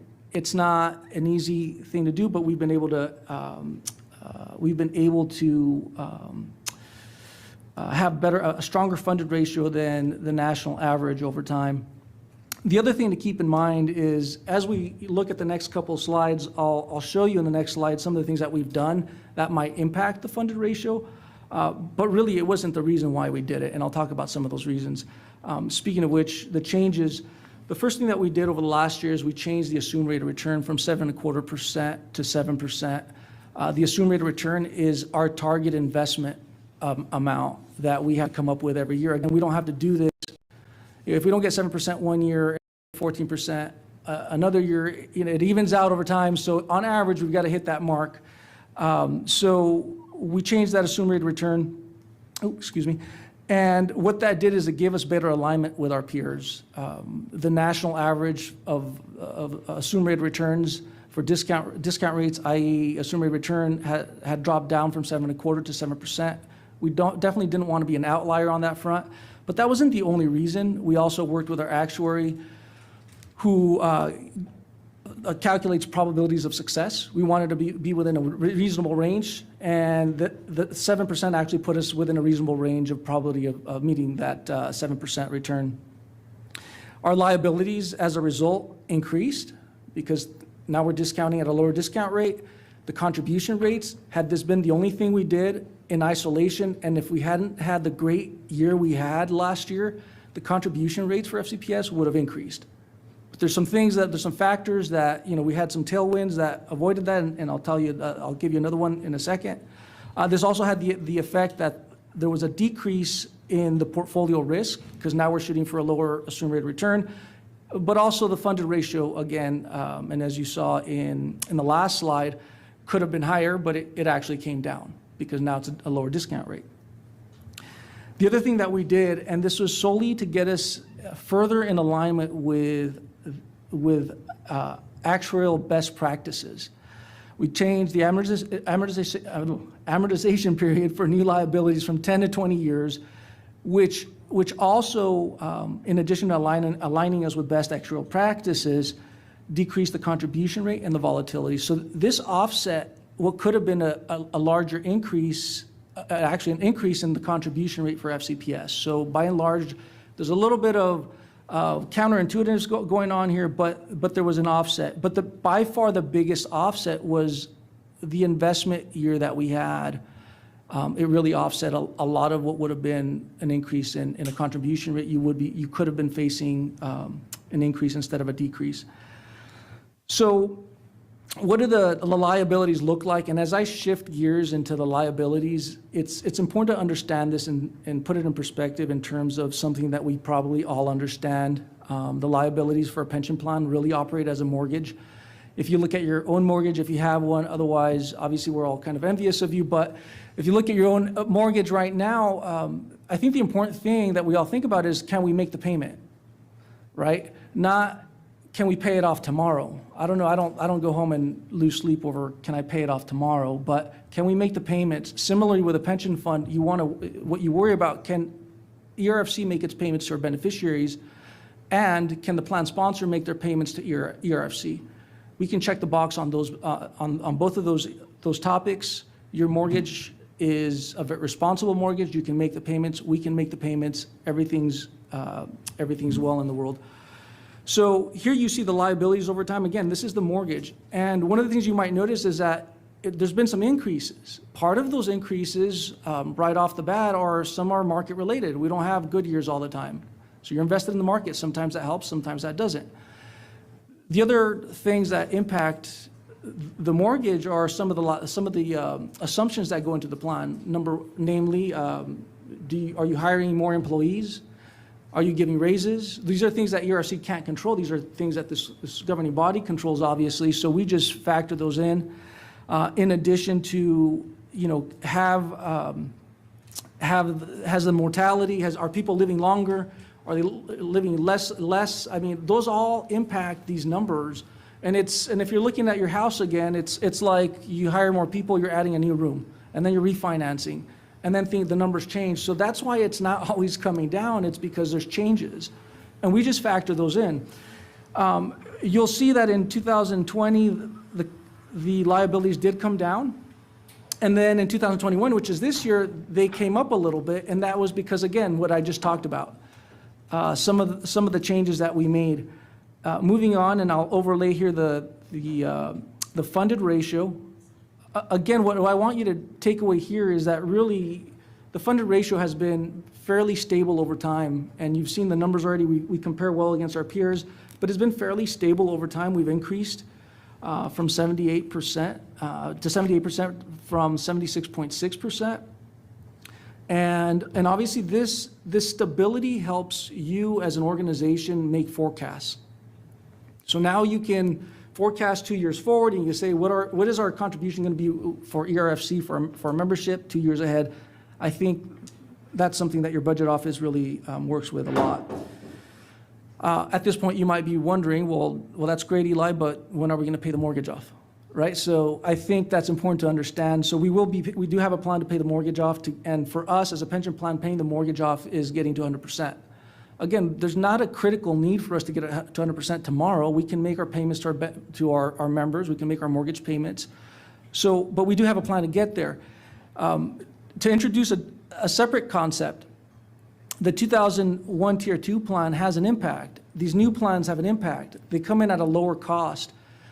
And this normal cost isn't, is this esoteric concept for actuaries that, but I'll try to explain it in terms that even I can understand, I think, is the HOA fee. If you think of your HOA fee for those of you that have it, you can pay off your mortgage, but you still have an HOA fee, you'll still have to pay that. Sometimes, for whatever reason, the HOA fees might go up or might go down. In this case, if all else holds equal, as the Tier 2 members start to retire, your HOA fees will start to come down. So even after you pay off your mortgage, as the Tier 2 members start to retire, your HOA fees will start to come down a little bit. So that's going to impact your ability to pay off your mortgage as well.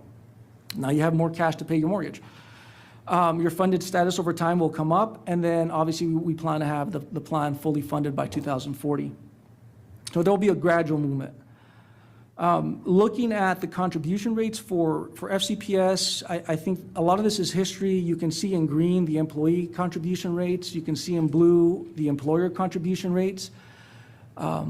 FCPS is, this governing body has full control over what the employee contribution rate is and always has that control. So that's, again, another conversation that if you were to want that to change, that's a conversation that you would want to have as a governing body. We are definitely not involved in that. The employer part of it is a factor, basically a byproduct of all these other things. What did the market do? What were the assumptions? Did you increase your staff workforce? Did the mortality rates increase or decrease? And then it shoots out, this is what the bill is, right? So this is what you owe to fund the benefit payments, and that's 6.7 at this point.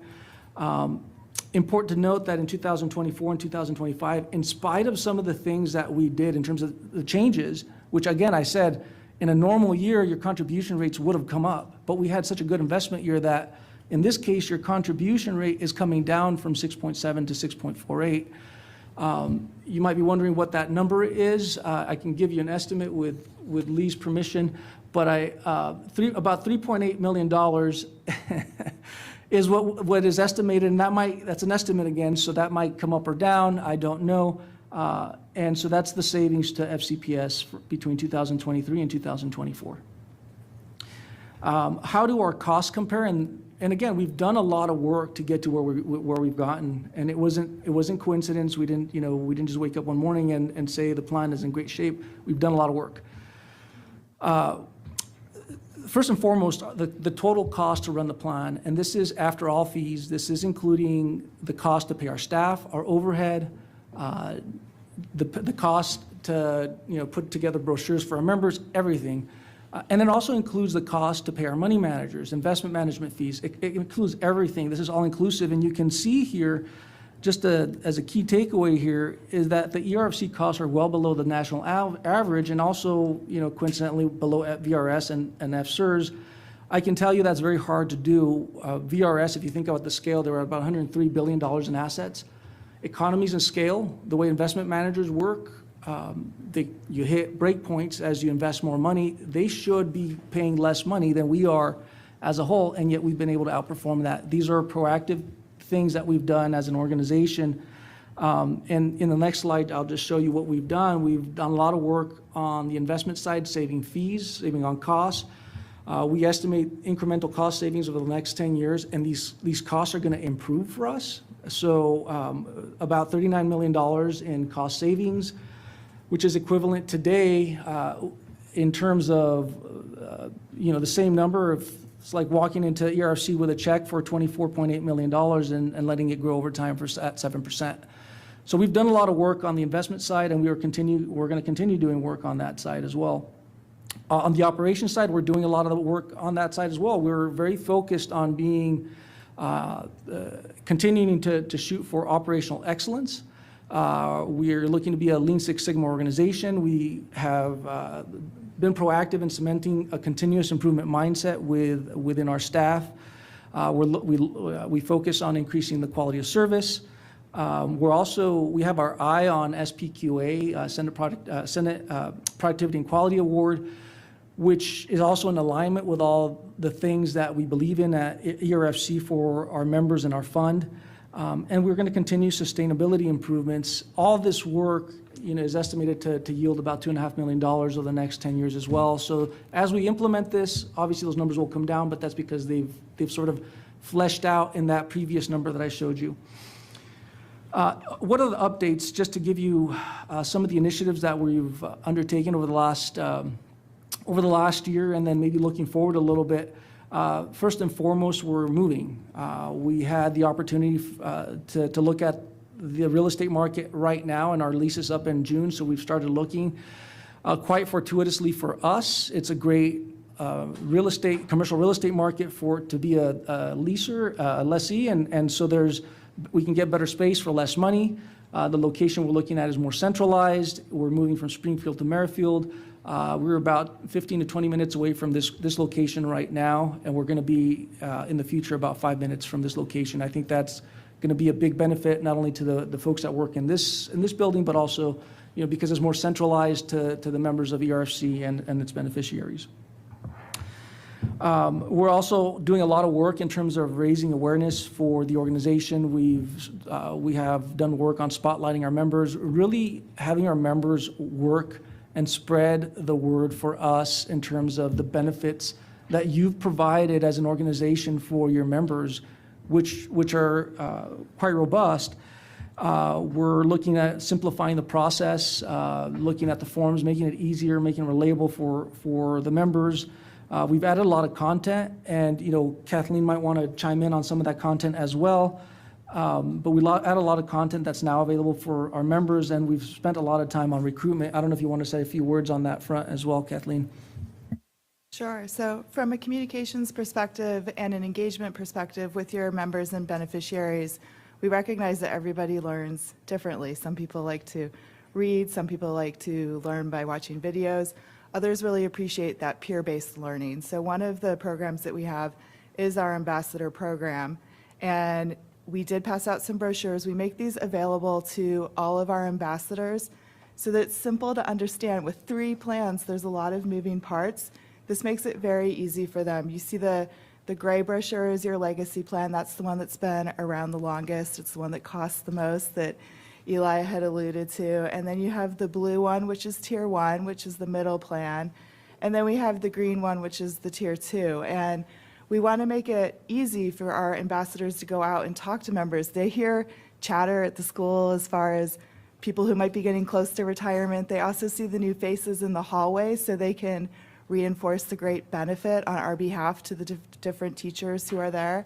And the white brochure is what we give to the ambassadors, just to give them a little bit of help when they may have questions that they want to share with people. So our ambassador program, when it comes to the peer learning, is really important. We also have a number of videos that are out on the website that also break the various plans down based upon what plan you fall into, so people can see only the information that's relevant to them. They're not trying to weed through it to figure out what their retirement plan looks like.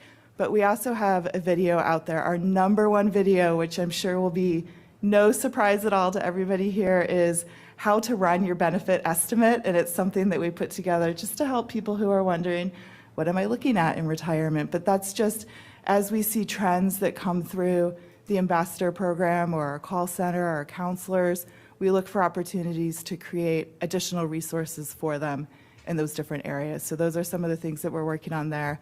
And then just really quick from a recruiting perspective, we had an excellent opportunity to attend one of the new hire sessions in August. We sat right next to the room where they were making teachers offers. And as people were waiting in line, we were able to talk to them about the benefits of ERFC and how this is a supplemental pension plan that's not necessarily available in other areas. And we're using that as a recruitment tool. So we were very happy to have that opportunity, and we look forward to more of those opportunities as well, going out together in partnership to help recruit talent for the school. Thank you, Kathleen. So speaking of ambassadors, I'm not going to belabor the subject, but some of you are already familiar with this. It's a volunteer program. We hope to have an ambassador at every school, FCPS location. And again, this is to raise awareness of this great benefit. Sometimes, as Kathleen mentioned, the message is stronger when it's coming from a peer.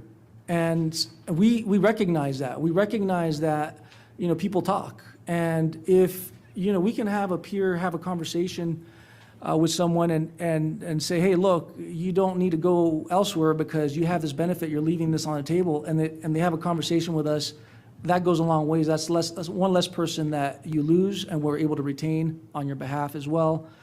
Strength is the fund, strength is FCPS, and we want to continue to be partners on that front. So recapping, and in summary, really, the Tier 2 plan is the only plan that's open and growing. It'll lower your costs over time as people start to retire from that plan. The fund has performed well and will expect it to continue performing well as well. And our funded ratio is stable. That helps you forecast your costs for the plan. And then lastly, our costs are really low, as you saw, comparatively speaking, and awareness for the plan is continuing to grow, and we're going to have a big focus on helping you in any way we can with the recruitment and retention efforts. Obviously, it's been on our mind for more than a few years now. So with that, I'll take questions. Thank you very much. We'll start with 3-minute rounds with Ms. Tolan. Thank you for being here today, and thank you for always being so incredibly responsive when I have questions. I really appreciate it.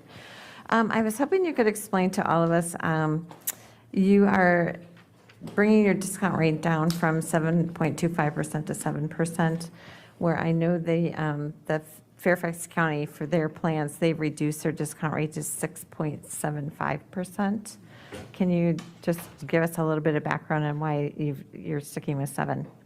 Absolutely, and thank you for the question. You're right. There's a lot of plans out there. 2 of those plans, FCPS and VRS, are coming down below the 7% range. Where we've got it down, there's a lot of reasons why plans differ. Some of those reasons are the membership. You saw those in my presentation. Excuse me. You saw those in my presentation.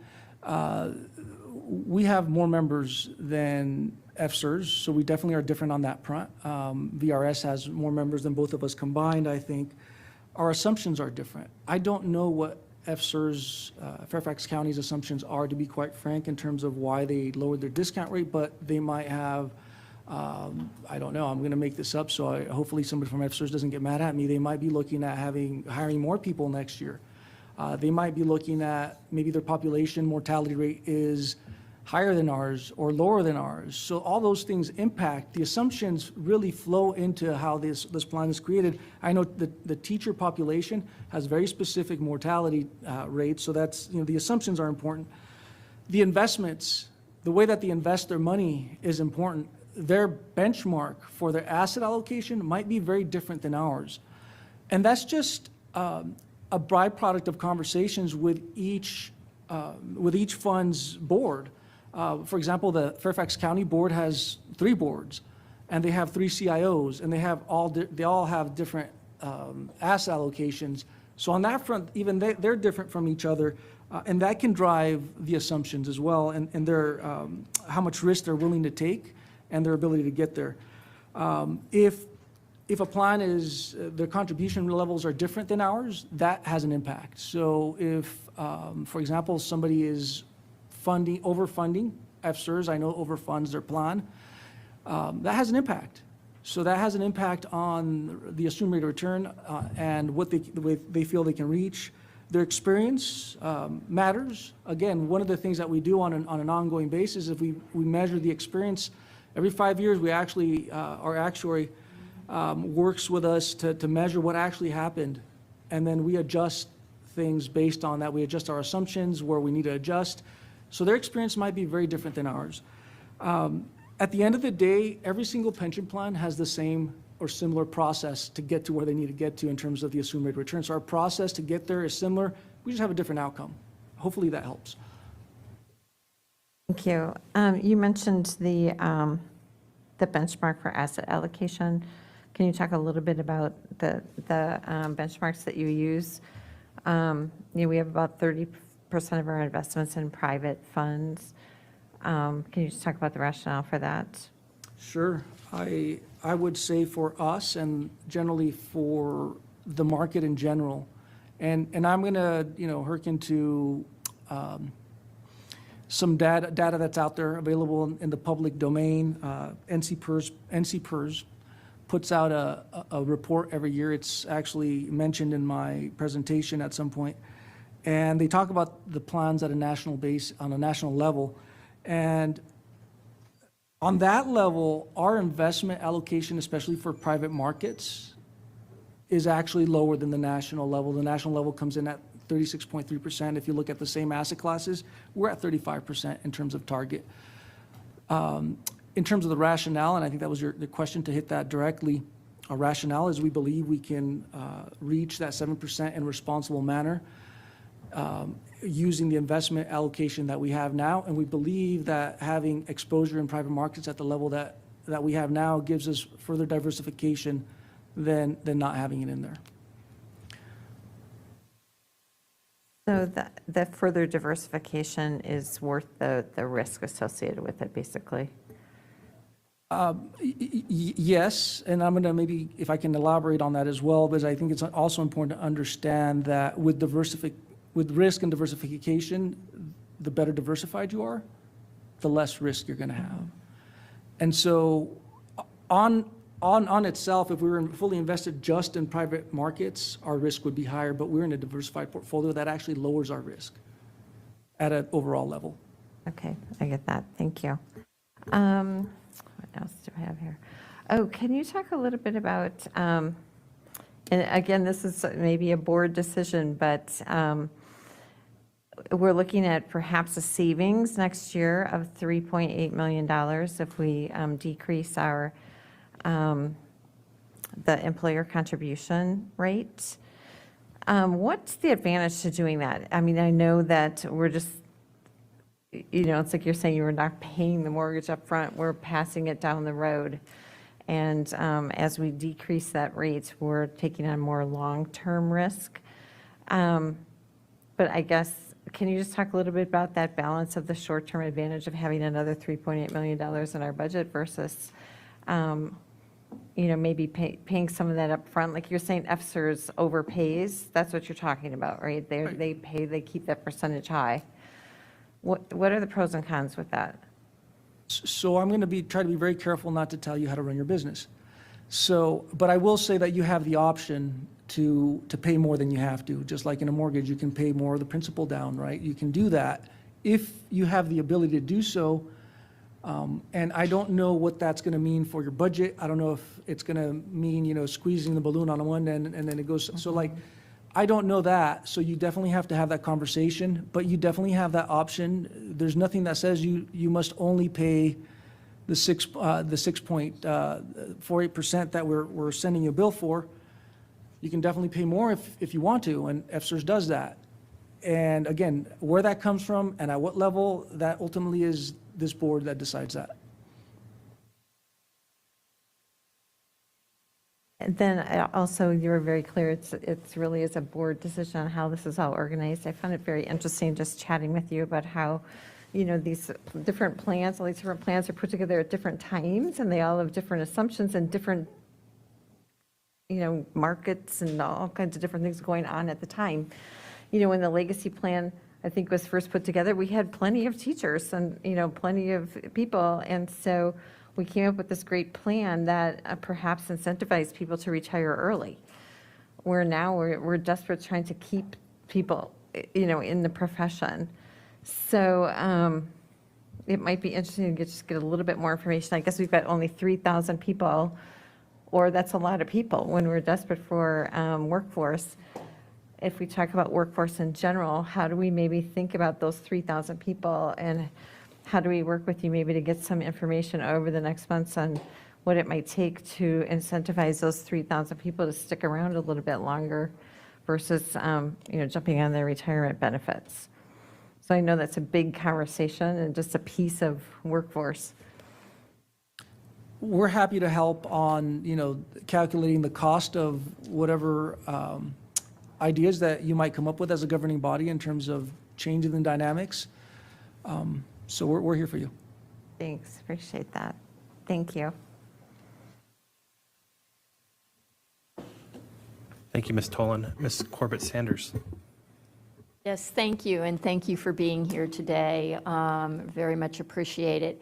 My question is really more futuristic, as well as a little bit of historical context. If I remember correctly, when we moved to the rule of 90, the biggest reason for moving to the rule of 90 was actually a teacher retention piece, with our new approach, it's actually to encourage people to stick with us longer. But looking towards the future, where we've had the Great Resignation and we've had some economic headwinds this year, what are you doing to kind of mitigate, for want of a better term, mitigate the impact of the volatility we've seen in the market? And how much of your investment is in stocks and bonds versus, I know that many of the investment houses are moving to individualized or more off Wall Street investments, and are we doing some of that as well? Great question. And as I mentioned, very on point with the discussion on diversification. We have a diversified portfolio. We're long-term investors. And if you think about the investment time horizon for us versus maybe what we have on a personal level, our investment horizon is more aligned to 20 to 25 years. That's how long it takes for somebody to actually retire. So we have a long investment horizon. We're long-term investors. And one of your questions was, what do we have in stocks versus bonds? We're about 35% in stocks, 30% in bonds, 35% alternatives. That includes private markets. And each one of those areas is fully diversified in different asset buckets. So we could spend a whole day here, if you like, talking about every single different asset allocation that we have, or asset class within our asset allocation. But at the end of the day, we're very diversified. Even within private markets, we are taking private investments. We're taking, and hopefully we're on the same page here in terms of what we mean, but they're not individual stocks and bonds. We're making investments in individual companies at various stages in their growth. We're making investments in real estate. We're making investments in infrastructure. Our latest asset allocation is revolving around natural resources. And so we've done a lot of that work as well. Thank you.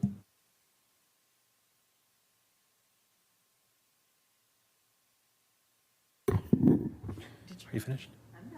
Thank you. Anybody else?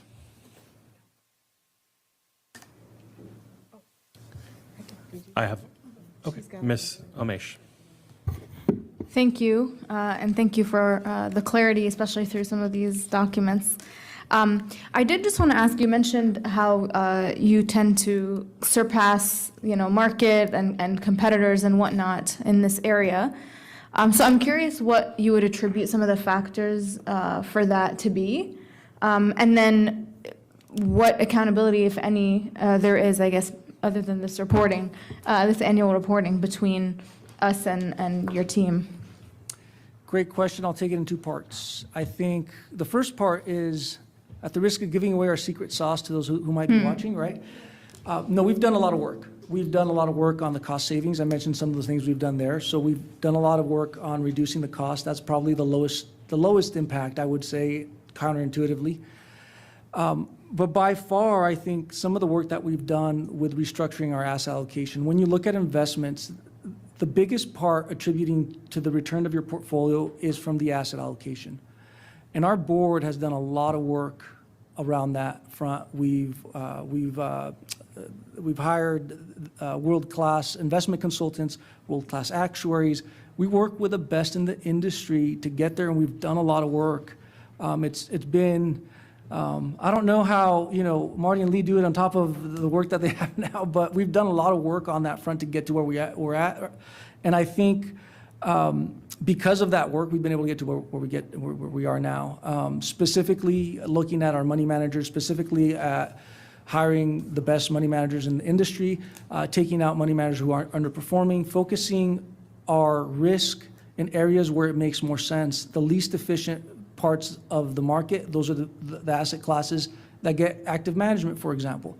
The most efficient asset classes get passive management. So we've done a lot of work on that front. Hopefully that helps. And then I'm at a loss for the second part. I know there was a second part, so I apologize. No, just in terms of oversight, accountability, et cetera, around. Accountability. Yeah. Great question. So we're really accountable on an ongoing basis. The investments that we make as a fund are viewed on an annual basis by our actuary. All those reports get publicized, they get viewed. We put out an annual report just like you do for ERFC, and I know that our fund gets looked at from that front as well. Ultimately, our accountability is we need to meet our assumptions on a long-term basis, which you've seen that we've done, and we're very proud of that fact. Okay. No, and we appreciate it. So thank you so much. Anybody else before we go and before we have go-backs? First, thank you very much. I think it's evident from the presentations over the years that you all do a great job of managing what we've tasked you with doing and for getting us a good return on our investments. I do want to talk a little bit about maybe some semantics things that have nothing to do with y'all, but just for the context of the public watching at home. When we talk about $6 that the individual Fairfax County public school employee is contributing towards that $100 figure, I think it's important to remember that one of the selling points that we have as a school system to attract talent is this notion of deferred compensation. You may not get a lot of money up front, but you're going to work for a long period of time with us, and then we're going to reward you with a retirement. And so when I see the $6 figure, I don't want anybody at home to think, oh, the employees are only giving $6. There's a lot they're not getting so that they can have that retirement when they finish their service with Fairfax County Public Schools. And to the question about what incentives we might have with the programs that we're offering, I think we could certainly entertain a conversation around that. I think if you talk to employees who've been around a long time, they'd tell you that we've become less generous as a system with the plans that we offer. And that's true and false in various ways. But I think as long as we keep focused on our goal of creating that caring culture and making sure that our employees have reasons to show up that are, not only the financial and not only the long-term benefits that they have having worked for us for their careers, but they're also the quality of life issues that we care about in our school system, then I think we'll be doing right by them. And that's all I've got. Again, thank you very much for the presentation. I know that Ms. Tolan has a go back. Pleasure. The only question was, I wanted to hear from you. I'm so excited that you're helping with recruitment efforts. And I was just curious if you've gotten comments from any of these recruits, new recruits, like positive, negative, one way or the other, about the plan. That's a great question. We actually had the benefit of speaking to a younger member who was right out of school, and she felt like retirement was pretty far out. She said, I'm not going to lie, retirement's not really what I'm focused on today, but she sat with us and she asked questions, and it's always good to hear her perspective and what she's thinking about, because we have a lot of new teachers who are coming in right out of school, and we want to make sure that we're not using a lot of jargon that they can't relate to, but they still understand the benefit and they're excited about it.